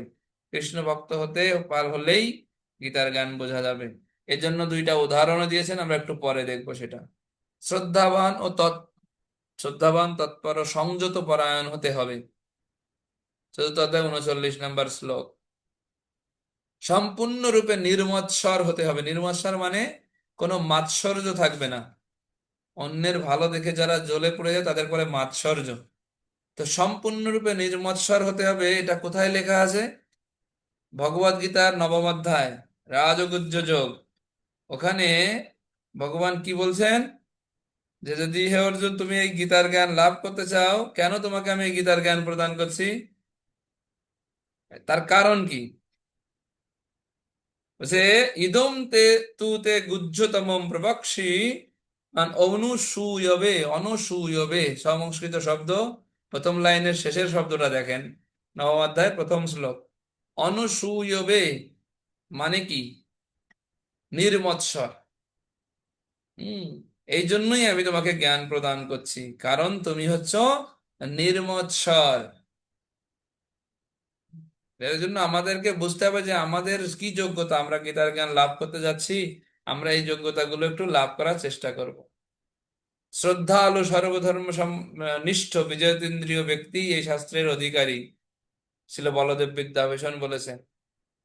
শ্রদ্ধা এমন একটা জিনিস যা যে কোনো লেভেলে আপনি যেতে চান, প্রথম ধাপ শ্রদ্ধা। আপনি যদি ভক্তির 9টা সিঁড়ি পার করতে চান, সেখানেও আদৌ শ্রদ্ধা তথা সাধুসঙ্গ ভজন ক্রিয়া নিষ্ঠা অনর্থ নিবৃত্তি নিষ্ঠা রুচি আসক্তি ভাব ও প্রেম, ওখানেও শ্রদ্ধা দিয়ে শুরু হচ্ছে। তো শ্রদ্ধা আমাদের প্রথম স্টেপ এইগুলো লাভ করতে। মানে পরবর্তীতে লাগবে শ্রী গুরুদেবের প্রতি শ্রদ্ধাশীল। হুম যদি কেউ শ্রীমৎ প্রকৃতপক্ষে ভগবদ গীতা বা ভাগবতম তত্ত্ব তার হৃদয়ে প্রকাশিত হয়, যিনি নিষ্ঠা সহকারে গুরুদেবের আদেশ পালন করেন, পরমেশ্বর ভগবান এবং গুরুদেব উভয়েরই প্রতি সমান শ্রদ্ধাশীল হওয়া উচিত। অর্থাৎ কৃষ্ণ এবং গুরুদেব উভয়েরই প্রতি শ্রদ্ধাশীল হওয়াই পারমার্থিক জীবনে সাফল্য লাভের একমাত্র উপায়। হম চৈতন্য চরিতামৃতে প্রভুপাদ লিখেছেন এটা। শ্রদ্ধাবান হতে হবে, একটু আগে আমি পড়লাম, শ্রদ্ধাবান হতে হবে, কৃষ্ণ ভক্ত হতে হবে। তো যদি কেউ শ্রদ্ধা মাধ্যমে শাস্ত্র না পড়ে, পাণ্ডিত্যের দ্বারা পড়তে চায়, তাহলে তার জন্য ভগবদ গীতা না।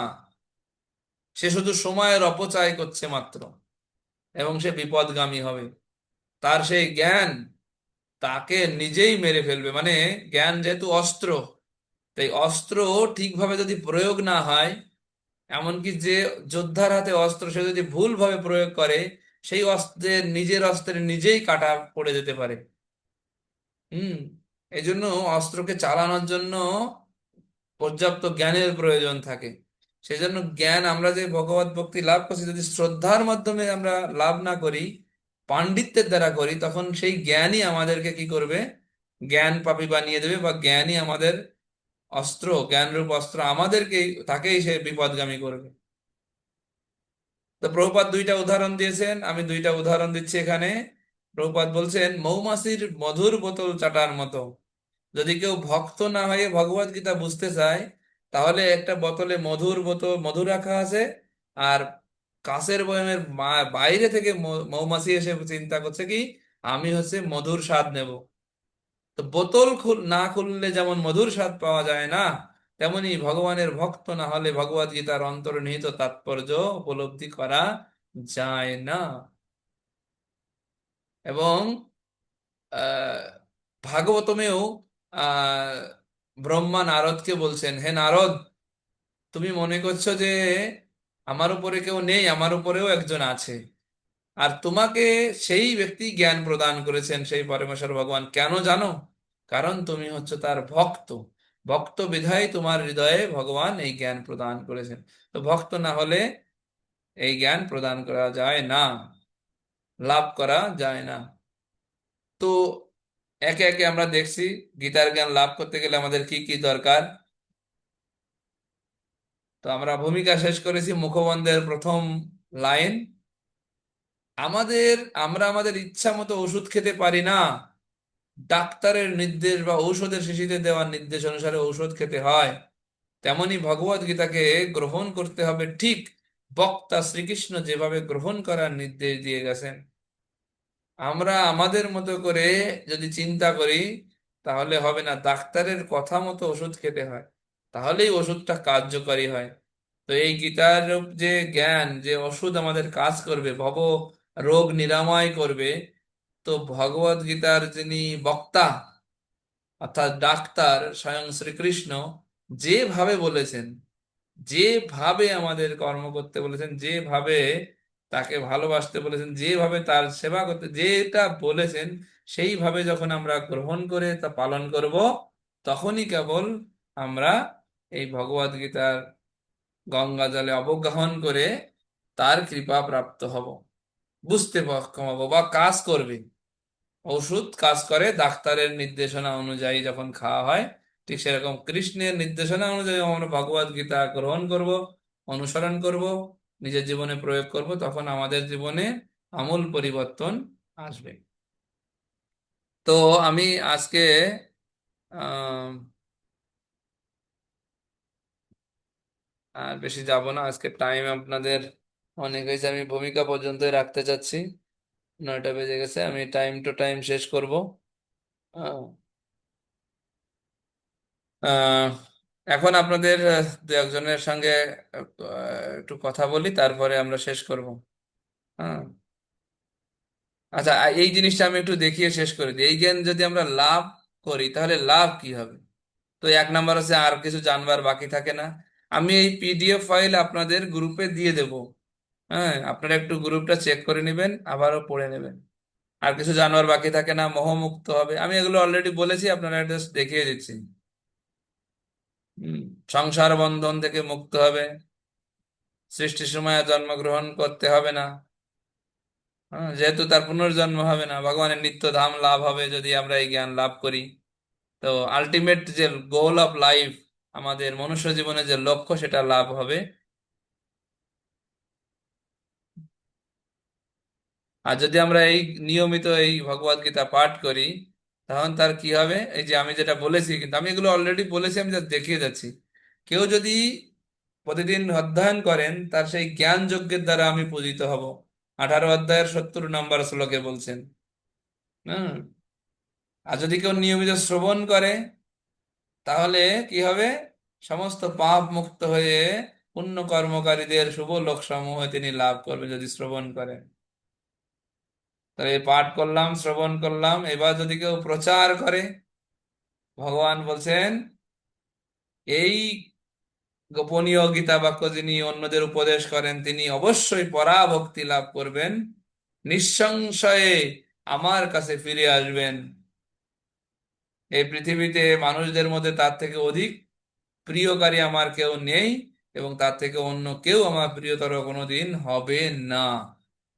তাই এর চাইতে বড় কমিশন আর কি লাগে আমাদের ভক্তদের, প্রচারকদের? এই হচ্ছে একমাত্র আশার বাণী, যে ভগবান কথা দিয়েছেন তার সাথে প্রিয় আর কেউ হবে না।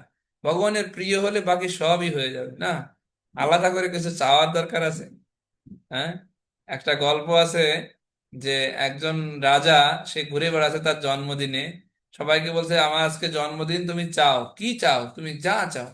কেউ স্বর্ণের মুদ্রা চাচ্ছে, কেউ রাজ্য চাচ্ছে, কেউ এ চাচ্ছে, ও চাচ্ছে, যা চাচ্ছে তাই দিয়ে দিচ্ছে।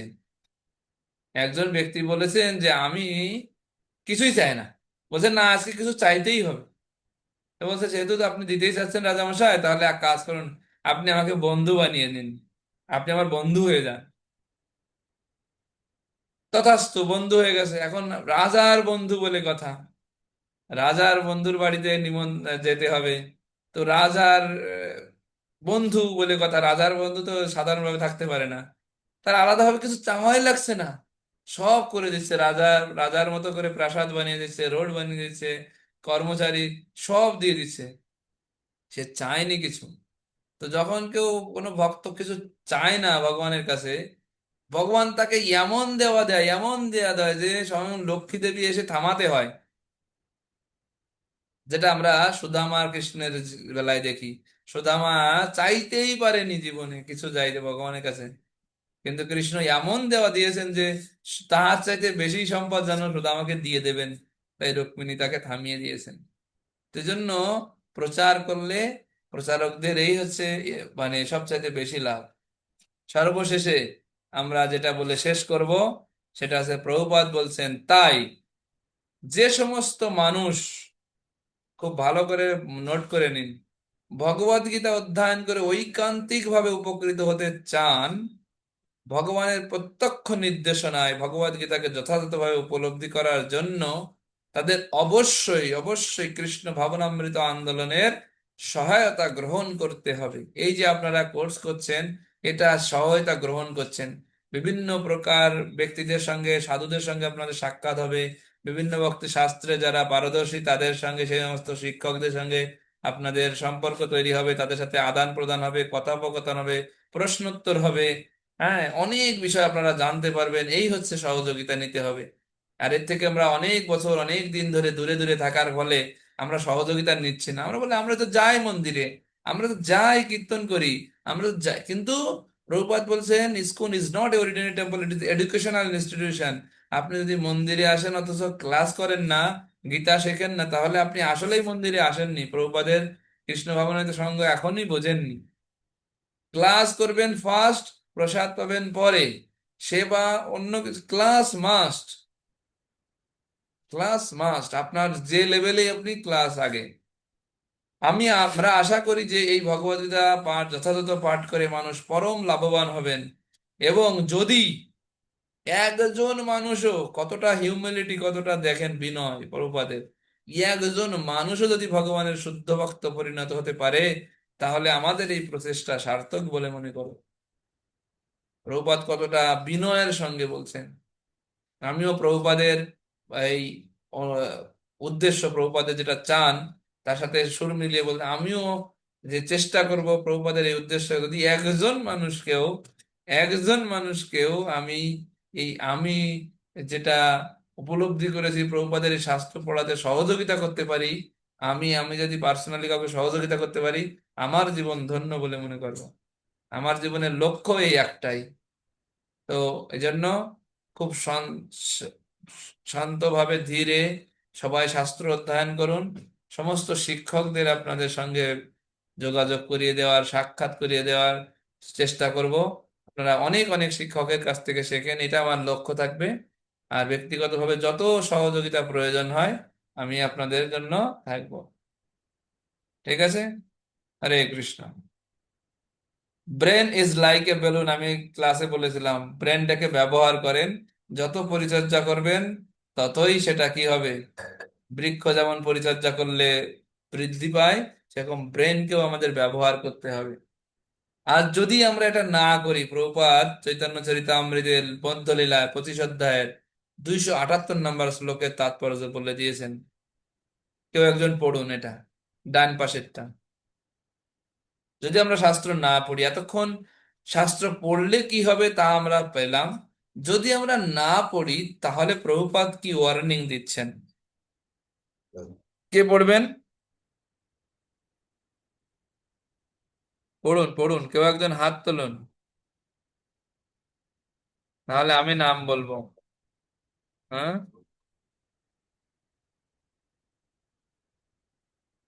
স্বপন কুমার মন্ডল, ডাক্তার স্বপন কুমার মন্ডল, প্রভু পড়ুন, অডিও অন করুন।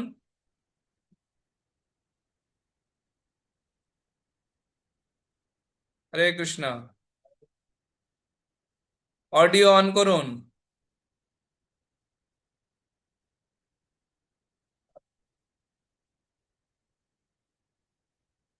হরে কৃষ্ণ, হরে কৃষ্ণ।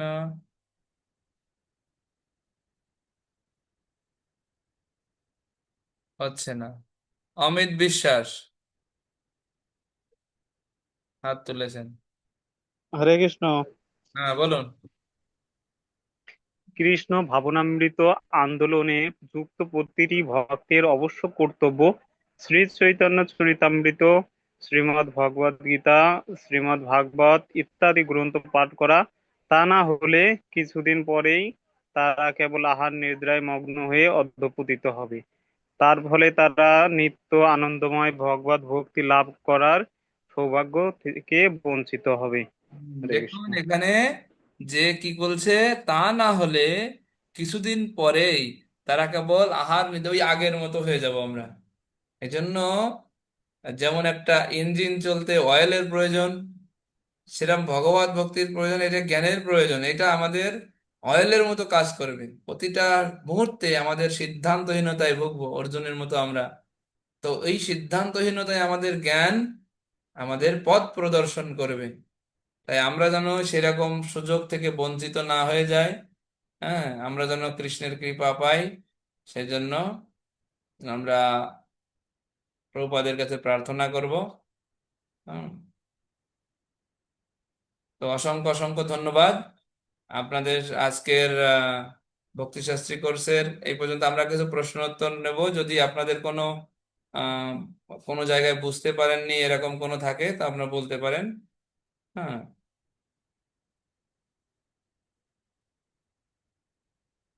আপনারা একটু হাত উঁচু করলেই হবে যদি কোনো প্রশ্ন থাকে। আমি আপনাদেরকে কেটে দিচ্ছি, তারপরে বাকিদের আপনাদের ভিউতে চলে আসুক। স্টপ শেয়ারিং হলো। হুম, আপনারা এইভাবে হাত তুললেও হবে। অনেকে রেইজ হ্যান্ড অপশনে যেতে পারছেন না, ভিডিওতে হাত উঁচু করলেও আমি দেখতে পাবো। অমিত বিশ্বাস কি হাত উঁচু করেছেন আগে নাকি এখন? বলুন।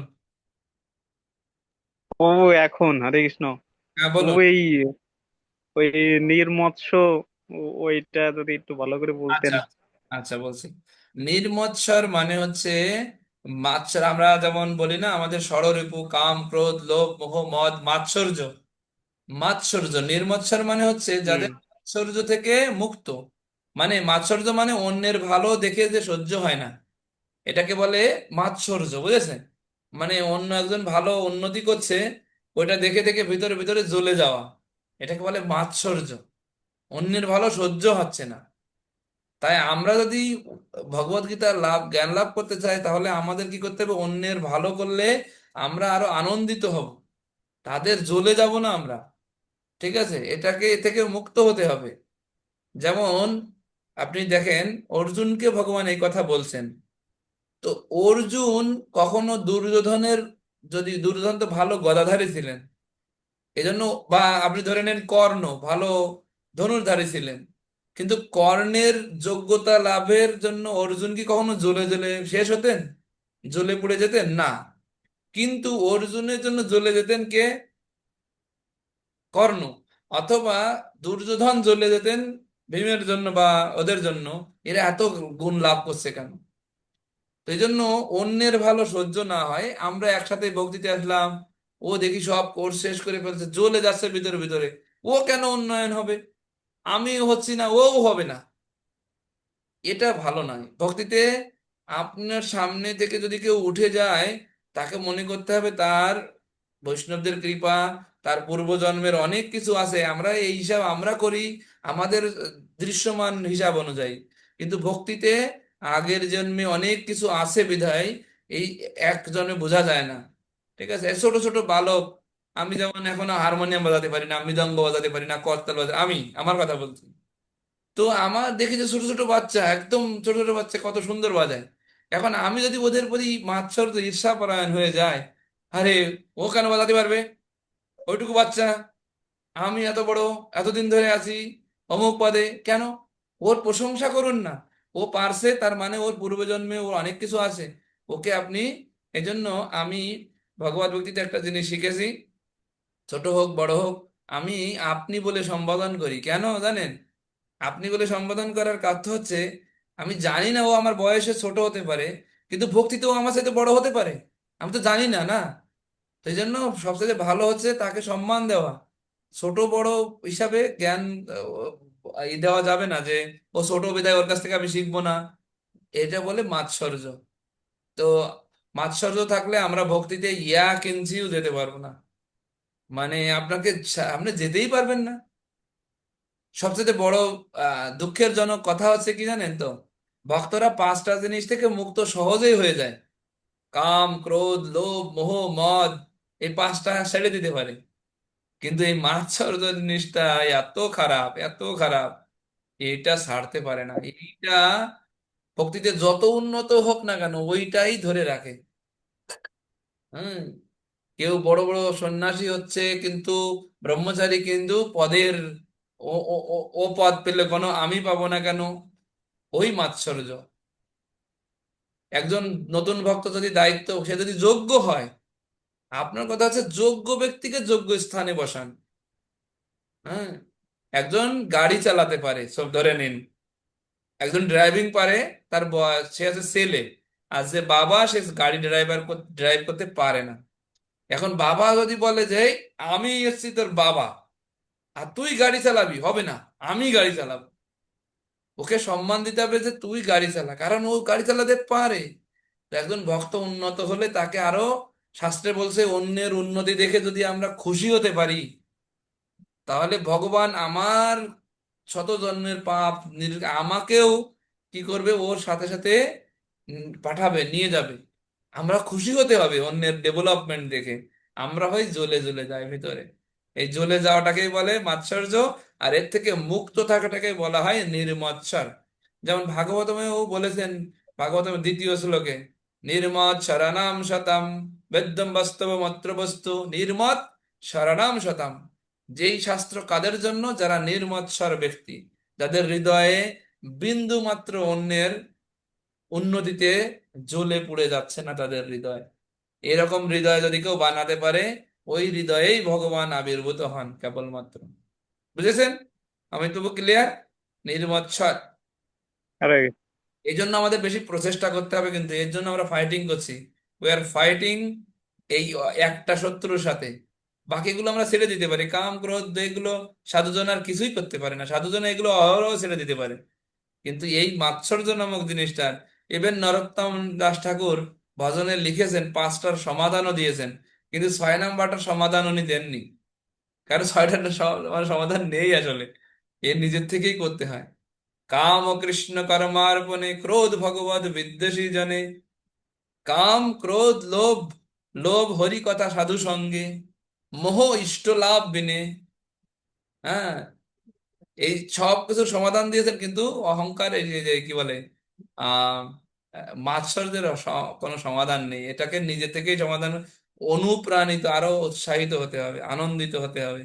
এটা কঠিন আমি বলছি আপনাদের, তথাপি আমি জানি এটা কতটা কঠিন পালন করা, এবং এই পালন করতে কিভাবে পারা যায় তা আপনাকে এই কোর্সই সহযোগিতা করবে। আমি আবারও গ্যারান্টির সাথে বলছি, যদি আপনি এই শাস্ত্র ভালোভাবে বোঝেন, যেহেতু আমি কিছুটা পালন করার চেষ্টা করছি এবং আমি জানি এটা কাজ করে, পুরোপুরি সফল না হলেও বেশ খানিকটা কাজ করেছে, এবং আমি এর জন্য ফাইটিং করেই যাচ্ছি যাতে আমি আমার জীবনে এইটা থেকে বাঁচি। হ্যাঁ, তো এই জন্য এই নির্মৎসর হতে গেলে বৈষ্ণবদের অত্যন্ত কৃপা লাগে, অত্যন্ত কৃপা লাগবে। তো এই জন্য ফাইটিং করে আমরা যদি যদি যেদিন আমরা মুক্ত হতে পারবো, হ্যাঁ, সেই দিন আমরা ভগবানের কৃপা প্রাপ্ত অবশ্যই অবশ্যই হব। ঠিক আছে, অন্য কেউ প্রশ্ন তুলেছেন? তুলেছেন সদানন্দ শচীসুত প্রভু। আপনারা যদি রেইজ হ্যান্ড না করতে পারেন, ভিডিও অন করে এরকম হাত উঁচু করলেও আমি আপনাদের অন করে দেব। ঠিক আছে, ভিডিওতে আপনি এরকম হাত উঁচু করবেন, তাও আমি অন করে দেব। হ্যাঁ, সদানন্দ হরে শচী, কৃষ্ণ প্রভু, দণ্ডবত প্রণাম। বলুন। প্রভু, আমরা জানলাম যে আমাদের জীবনের উদ্দেশ্য হচ্ছে কৃষ্ণকে সন্তুষ্ট করা। এটা মানে আমার কর্মটা যখন আমি কৃষ্ণকে সন্তুষ্টের জন্য করব, তখনই আর কি সেটা যথাযথ আর কি। তো দেখা যাচ্ছে যে মানে আমার লাইফের কথা বলি, যে দেখা যাচ্ছে আমার দুইটা তিনটা পথ আছে, ধরেন আমি করতে পারি। এখন আমি কিভাবে বুঝবো যে আসলে কৃষ্ণ কোনটা করলে বেশি সন্তুষ্ট হব? এটা প্রভু মাঝে মাঝে মানে কি হয় আর কি। তো এই ক্ষেত্রে আসলে কি করা উচিত?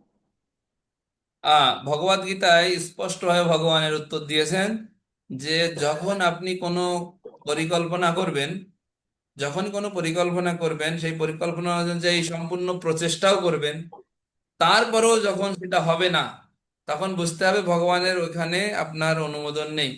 বাট আপনি, কিছু ব্যক্তি আছে যে সে শুধু চিন্তা করে আমি এই করব, কিন্তু প্রচেষ্টা না করেই মনে করে কি ভগবান এটা চায় না। প্রচেষ্টা আপনাকে করতে হবে, প্রথমত পরিকল্পনা, পরে প্রচেষ্টা। যখন সেটা হবে না, তখন বুঝতে হবে ভগবানের অন্য কোনো পরিকল্পনা আছে। আমরা ভগবদ্গীতার প্রথম অধ্যায়ে যখন পড়বো তখন বুঝতে পারবেন, এ একটা শিক্ষা এটা। ভগবদ আমরা আমাদের নিয়ে অনেক পরিকল্পনা করি, আর আমাদেরকে নিয়ে ভগবান একটা পরিকল্পনা করে রেখেছেন, করেছেন, করেন। সেই পরিকল্পনায় যখন ব্যর্থ হবে, তখন বুঝতে হবে যে এটা ভগবানের পরিকল্পনা না, এটা ভগবানকে খুশি করছে না। নেক্সট। ঠিক আছে, তা না হলে আমি আমার লাইফে যেভাবে পরিবর্তন এসেছে বা হচ্ছে, এই পরিবর্তনকে অ্যাকসেপ্ট করে নেওয়া অসম্ভব হতো যদি আমি এটাকে না শিখতাম, না জানতাম। আমার জীবনে যে পরিবর্তন হয়েছে, লাস্ট 15 বছর ধরে যে পরিবর্তনের ভিতর দিয়ে আমি গিয়েছি, তা আমি টলারেট করার মতো ব্যক্তি ছিলাম না। আমি স্টিল এখনো জীবিত আছি, বিকজ অফ ভক্তি Shastri course, because of ISKCON, because of এই যে কোর্স গুলো। এই কোর্সের কারণেই আমি এখনো পর্যন্ত সশরীরে বিদ্যমান, আমি অহরহভাবে বলি। কারণ এই শিক্ষা যদি আমার জীবনে না আসতো, তার যে উথাল পাতাল, যে আপস অ্যান্ড ডাউনস আমার জীবনে গিয়েছে, যত পরিকল্পনা আমি করেছি, যতবার ব্যর্থ হয়েছি, আমার সুইসাইড করার উচিত, আমি থাকতাম না এই জগতে, রিয়েলি।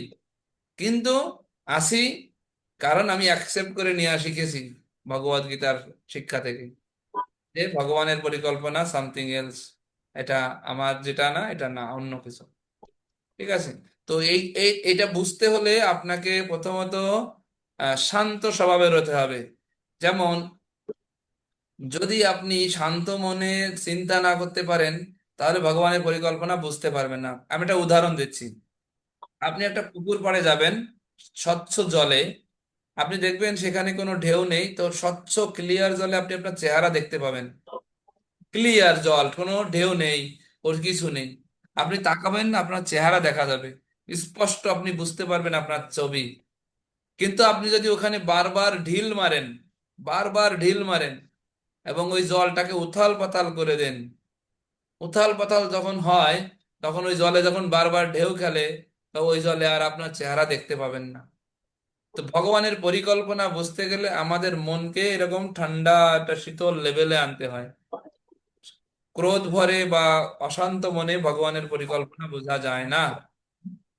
তো আমাদের চেক করতে হবে যে আমরা শান্ত অবস্থায় আছি কিনা, শান্ত অবস্থায় মেনে নিয়ে, এই জন্য বিফোর, মানে অন্য ব্যক্তির সঙ্গে আপনি যখন রিয়াক্ট করবেন, কথা বলার আগে আগে নিজের ভিতরে কথা বলে নিতে হয়, বলে তার তৈরি করে নিয়ে তারপরে ডেলিভার করতে হয়। এই জন্য আপনি যখন অন্তর মনে শান্ত ভাব অবলম্বন করতে পারবেন, তখন আপনি এগুলো বুঝতে পারবেন আপনার মনে কি চায়, ভগবান কি চাচ্ছে। এই তো যোগীরা করে। যোগীরা হিমালয়ে বসে কি করে? যোগীরা কি করে? তাদের মনের উপরে নিয়ন্ত্রণ স্থাপন করে, বুঝতে চেষ্টা করে, অন্তরের পরমাত্মার সাথে তারা সংযোগ স্থাপন করে, তার ভাষা বোঝার চেষ্টা করে, তার সাথে কথোপকথন করতে চায়, পারে। এইটাই তো যোগীদের কাজ, লক্ষ্য জীবনের। তো আমরা ভক্ত যোগী, আমরা মনকে শান্ত করব, ভগবানের পরিকল্পনা ভগবান নিজেই প্রকাশিত করবেন, আমরা বুঝতে পারবো। তখন আমরা বুঝতে পারছি না কেন? কারণ এখানে সমস্ত কিছু দেখবেন, ওয়াইফাই বা নেটওয়ার্ক বলেন, সব অক্সিজেন এখানে রয়েছে, কিন্তু আমরা যদি ডিভাইসটা খারাপ হয়, তো আমার নেটওয়ার্ক ভালো পাবে না। তো আমাদের মন যদি অশান্ত হয়, তো ভগবানের যে পরিকল্পনা, ভগবানের যে কথা, সেগুলো আমরা অ্যাক্সেস করতে পারবো না, বুঝতে পারবো না। এই জন্য শান্ত মনে সেগুলো চিন্তা করতে হয়। আমরা চিন্তা করি যে আমি এটা করব, আমি পরিকল্পনা করেছি, হচ্ছে না কেন?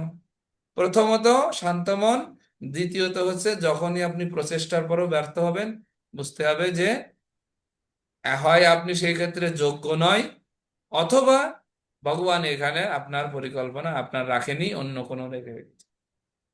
তো যে কোনো একটা হবে, হয় আপনি সেই জায়গার জন্য যোগ্য নয়, যেন ভগবান আপনাকে ওখানে সফল করেনি, আপনার প্রচেষ্টায় ঘাটতি আছে, অথবা প্রচেষ্টার পরেও যখন ব্যর্থ হবেন, তখন বুঝতে হবে ভগবান অন্য কোথাও তাকে রেখেছে। আরে, আনন্দ সচিদানন্দ প্রভু, হরে কৃষ্ণ। ঠিক আছে, হরে কৃষ্ণ প্রভু। ধন্যবাদ প্রভু। বিস্তারিত পরে কথা হবে। অন্য কেউ? আমরা ক্লাসের শেষে আছি। কে কে? ও, তা আমি তো ওনাকে অন করে দিচ্ছি। প্রভু, একটু আপনার অডিওটা অন করুন, অডিওটা অন করুন এখন। আপনার ফোনে যে লাল, হুম। হ্যাঁ, এখন হ্যাঁ, হয়েছে হয়েছে। এখন হয়েছে। এখন হয়েছে প্রভু। হরে ও, কৃষ্ণ। আমি একটু বুঝতে পারিনি, সেটা হচ্ছে হরে কৃষ্ণ প্রভু। ওই হরে, 1969 সালে প্রভুপাদ লিখেছিলেন, আমার শাস্ত্রগুলি পড়ার, শুধু পড়ার জন্য নয়, প্রচার করার জন্য। এটা আমি বুঝতে পারি, আমার একটু বোঝাতে, ও আচ্ছা আচ্ছা, বোঝার। বলছে, প্রভুপাদ বলছে কি, যে আমার বই যে আমি লিখেছি, এগুলো অনেকে মনে করে কি, যে এগুলো শুধু বাইরের মানুষের কাছে বিক্রি করবো আর টাকা আনবো, বুঝেছেন? এই শুধু বাইরের মানুষের জন্য না, বাইরের মানুষের জন্য তো অবশ্যই, কিন্তু মূলত আমাদের ভক্তদের জন্য পড়ার জন্য বলছি, যে বুঝতে পারছেন, বাইর আচ্ছা আচ্ছা। অনেকেই মনে করে যে এটা শুধু আমার হচ্ছে বিক্রি করব, টাকা আনবো। ভক্তরা মনে করে যে টাকা আন আমার কাজ শেষ। অনেক ভক্ত কিন্তু গ্রন্থ প্রচার করে হাজার হাজার পিস, কিন্তু নিজে পড়ে না। আমার কথা বুঝেছেন? তাই প্রভুপাদ বলছে হুম। ওদের জন্য, এই শুধু বাইরের জন্য না, এটা তোমাদের জন্য আমি তৈরি করেছি, পড়ো। বুঝেছেন তো এবার? হ্যাঁ হ্যাঁ, বুঝছি। আচ্ছা। অনেক আর এই ভক্ত, অনেক ভক্ত আছে প্রভু, যে হাজার হাজার লক্ষ লক্ষ পিস প্রচার করে ফেলছে, অন্যদের দিচ্ছে, কিন্তু নিজে পড়ার সময় পাচ্ছে না। এই জন্য এটা আমাদের দুই দিকে করতে হবে। আপনে আচার কেহ না করেন প্রচার, প্রচার করেন কেহ না করেন আচার। আচার প্রচার নামে করো দুই কার্য, তুমি সর্বগুরু তুমি জগতের আর্য। হরিদাস ঠাকুরকে বলছেন এটা, তুমি হচ্ছে আর্য। তুমি আচারও করতে গেলে, প্রচার করতে গেলে আচার করতে হয় আগে। যদি নিজের জীবনে কেউ প্রয়োগ না করে আচরণটা, তার দ্বারা প্রচার হয় না, তার দ্বারা শুধু বকবক হবে, ভক্ত হবে না। হরে কৃষ্ণ। আর হরে কেউ কৃষ্ণ, হরে হাত কৃষ্ণ। উঁচু করতে পারেন, যদি ইসে না হয় হাত উঁচু করেন যদি কেউ বলতে চান। আমাদের সময় শেষ হয়ে আসছে। কেউ হাত আছে দেখি, আমি দেখতে পাচ্ছি না। তো এখনো অনেকেরই মোবাইল রয়েছে, আমাদের অ্যান্ড্রয়েড অ্যাটেন্ডেন্স আছে, কিন্তু আমি এই যে অ্যান্ড্রয়েড ব্লু, কি এটা, ব্লুরয়েড, এটার নাম আমি চিনতে পাচ্ছি না, আপনারা একটু রিনেম করার চেষ্টা করবেন। সবাই, সবাই অ্যাটেন্ডেন্স এখানে খুব গুরুত্বপূর্ণ। আপনি কে কে যুক্ত যুক্ত হচ্ছেন, একটু পরিচয় হওয়ার দরকার আছে সবার সঙ্গে। আর চেষ্টা করবেন এই সময়গুলো ভিডিও সবাই অন রেখে ক্লাস করার জন্য, যাতে আপনাদের সঙ্গে একটা ইন্টারাকশন হয়। আমি আবারও আপনাদের কাছে অনুরোধ জানিয়ে আজকের ক্লাস শেষ করব। এবং অনুরোধ শেষে, যে দুইটা দিন আমরা ক্লাসের জন্য নির্ধারণ করেছি অনলাইনে, সেই দুইটা দিন এই 1.5 ঘন্টা, আজকে একটু সময় বেশি হয়ে গেছে, আমি 1.5 ঘন্টার বেশি ক্লাস দিব না। 1.5 ঘন্টার ভিতরেই সব কমপ্লিট হবে। 1 ঘন্টা 15 মিনিট ক্লাস, 15 মিনিট প্রশ্নোত্তর। তো আপনাদের প্রথম ইউনিটে আমি আপনাদের সঙ্গে থাকব। প্রথম ইউনিটে ভগবদ গীতার প্রথম অধ্যায় থেকে ষষ্ঠ অধ্যায়। আজকে যিনি আপনাদেরকে ভক্তি শাস্ত্রী কোর্সের মাহাত্ম্য শ্রবণ করালেন সুন্দরকান্ত গৌর প্রভু, তো উনি আপনাদের তৃতীয় ইউনিটে থাকবেন। এইভাবে আপনাদের অনেক শিক্ষকের সঙ্গে সাক্ষাৎ হবে, সরাসরি এখানে আনবো, এখানে আসবেন ওনারা। আমাদের সেই পরিবেশ তৈরি হচ্ছে, রেডি হচ্ছে। হ্যাঁ, ক্লাসরুম, তার থাকার জায়গা, বাথরুম সব, ছাদের ঢালাইয়ের কাজ চলতেছে। হ্যাঁ, তো এইগুলোর রেডি হোক। আপনারাও দূর দূরান্ত থেকে যারা করছেন, এসে যারা থাকতে পারেন সেই ব্যবস্থা আমরা করছি। ভক্তদের থাকার ব্যবস্থা থেকে আপনারা 2-1 দিন সরাসরি ব্যাচের সঙ্গে ক্লাস করে যাবেন। আর টিচাররা আসলে অবশ্যই ম্যানেজ করবেন, আমি আগের থেকে আপনাদের সেই সবকিছু জানাবো। শুক্রবারে একবার এসে তাদের সঙ্গে সাক্ষাৎ করে যাবেন, টিচারের সঙ্গে পরিচয় হবেন। পরবর্তীতে অনলাইনে ক্লাস করলেও তাদের সাথে একটা আপনার সম্পর্ক তৈরি হয়ে থাকবে। ঠিক আছে? তো প্রথম ইউনিটে আপনাদের সাথে আমি থাকবো। আমি চেয়েছিলাম অন্য সমস্ত শিক্ষক দিয়ে ক্লাস করাতে, কিন্তু এই মুহূর্তে সবাই অনেক ব্যস্ত, বিশেষত শিডিউল খালি নেই কারোর।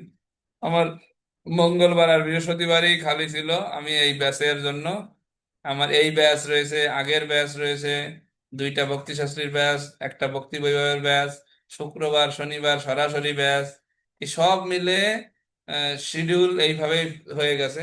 তো আপনারা একটু ওইভাবে নিজেদেরকে সাজিয়ে নিন শিডিউলটা।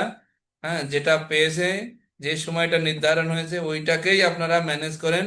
ভগবানের কাছে প্রার্থনা করুন, অনেকের ব্যস্ততা থাকলেও ভগবান ম্যানেজ করে দিবেন, এটা আমি 100% বিশ্বাস করি। আপনি শুধু পরিকল্পনা করে ওই সময়টা নির্ধারণ করুন এবং ভগবানের কাছে প্রার্থনা করুন। আপনার সমস্ত কাজ ওইভাবেই আগে পরে মিলিয়ে করে নিন। সুন্দরভাবে কোর্সটা সম্পন্ন করুন। এবং আপনাদের যদি কোনো কিছু, যদি কোনো আপনাদের আইডি কার্ড যাদের যাদের পেয়েছেন, রেজিস্ট্রেশনের কমপ্লিট কপি আপনারা পাননি যারা, তারা বিক্রমী প্রভু অচ্যুত প্রভুর সঙ্গে যোগাযোগ করবেন। হ্যাঁ, উনি আপনাদের হেল্প করবেন। আনন্দময় প্রভু আছেন, উনি আপনাদের হেল্প করবেন সামগ্রিক বিষয়ে। সামগ্রিক বিষয়ে এই এই যাত্রায়, আপনাদের আগামী 1 বছরের এই যাত্রায় এই দুইজন ব্যক্তি হবে আপনাদের সহায়ক। ওনাদের সঙ্গে বিশালভাবে যোগাযোগ রাখবেন, ঠিক আছে? আমরা ক্লাস দিয়েই চলে যাব কিন্তু। হ্যাঁ, আমরা টিচাররা যারা তারা শুধু ক্লাস দেব, বাড়ি চলে যাব, ঠিক আছে? বাকি যোগাযোগ ওনাদের সাথে করবেন, ঠিক আছে? আর যদি মনে করেন আমার সঙ্গে কোনো যোগাযোগ করার প্রয়োজন, নিঃসংকোচে করবেন, কোনো সমস্যা নেই। তবে আশা করি ওনারা আপনাদের সহযোগিতা সম্পূর্ণরূপে করতে পারবেন। যদি আমার কাছে যোগাযোগ করতে চান অবশ্যই করতে পারেন, আমিও চেষ্টা করব আপনাদের সর্বাত্মক এই জন্যই আমার জীবনে তো একটাই ব্রত, যাতে মানুষ শাস্ত্র পড়তে পারে, তার সহযোগিতা করা। তো আমি করব অবশ্যই। তো কিন্তু ক্লাস কেউ মিস করেন না, সুন্দরভাবে ক্লাস করেন, এবং যাতে 100% এই ব্যাচের, আমার একটা প্রার্থনা থাকবে, যেটা আমি আসলে ব্যর্থ হয়ে গেছি গত 2 ব্যাচে, যে অনেকে ব্যক্তি ধরে গেছে একদম, তাদেরকে আর ফেরতই আনতে পারিনি ক্লাসে। হ্যাঁ, তো আমার এবার একটা লক্ষ্য থাকবে, যাতে যে কয়জন আপনারা 42 জন এখানে আছেন, 42 জনই সম্পূর্ণ করে তাদের কোর্স কমপ্লিট করতে পারেন, এই আশাবাদ প্রার্থনা করে, এইটা আসলে প্রভুপাদের কাছে, শ্রীকৃষ্ণের কাছে প্রার্থনা জানিয়ে আজকে এখানেই শেষ করছি। বাঞ্ছা কল্পতরুভ্যশ্চ কৃপা সিন্ধুভ্য এব চ পতিতানাং পাবনেভ্যো বৈষ্ণবেভ্যো নমো নমঃ। তো আপনারা এখন সবাই একটু জয়ধ্বনি দেবেন। হ্যাঁ, আপনারা অডিও অন করলে কি হবে তা তো বুঝতেই পারছেন। হ্যাঁ, জগৎগুরু শিল প্রভুপাদ কি জয়, ভক্তি শাস্ত্রী কোর্স কি জয়, সব জয় ভক্তবৃন্দ কি জয়। জয়। ভিডিও অন করে 2 হাত তুলে একটু জোরে 2 হাত তোলেন সবাই। ভিডিও অন করেন, রেকর্ডিং কিন্তু আপনাদের, পরে আপনাদের ভিডিও আপনারাই দেখেন। হরে কৃষ্ণ, কৃষ্ণ হরে হরে কৃষ্ণ, হরে হরে কৃষ্ণ, কৃষ্ণ কৃষ্ণ হরে কৃষ্ণ হরে। হরে হরে রাম, হরে রাম, রাম রাম, হরে হরে। জগৎগুরু শিল প্রভুপাদ কি জয়। জয়। की भक्ति शास्त्री कोर्स की जय, निमाय पंडित विद्यापीठ की जय, জয়। गौर भक्तविंद की जय। হরি জয়। বল। जय হরি गौर বল। प्रेमानंदे हरि हरि। হরি वंशा कल्पतरुश्च कृपा सिन्धुभ्यो पतितानां বৈষ্ণবেভ্যো নমো নমঃ। দেখা হবে আগামী বৃহস্পতিবার আপনাদের সঙ্গে, আর শুক্রবার বিকাল 3টায় সরাসরি ব্যাচে। 3টার জায়গায় আস্তে আস্তে আমরা 2:30টায় করে দেব, তো যোগাযোগ করে নেবেন। হরে কৃষ্ণ, ঠিক আছে। সরাসরি আমরা যাচ্ছি।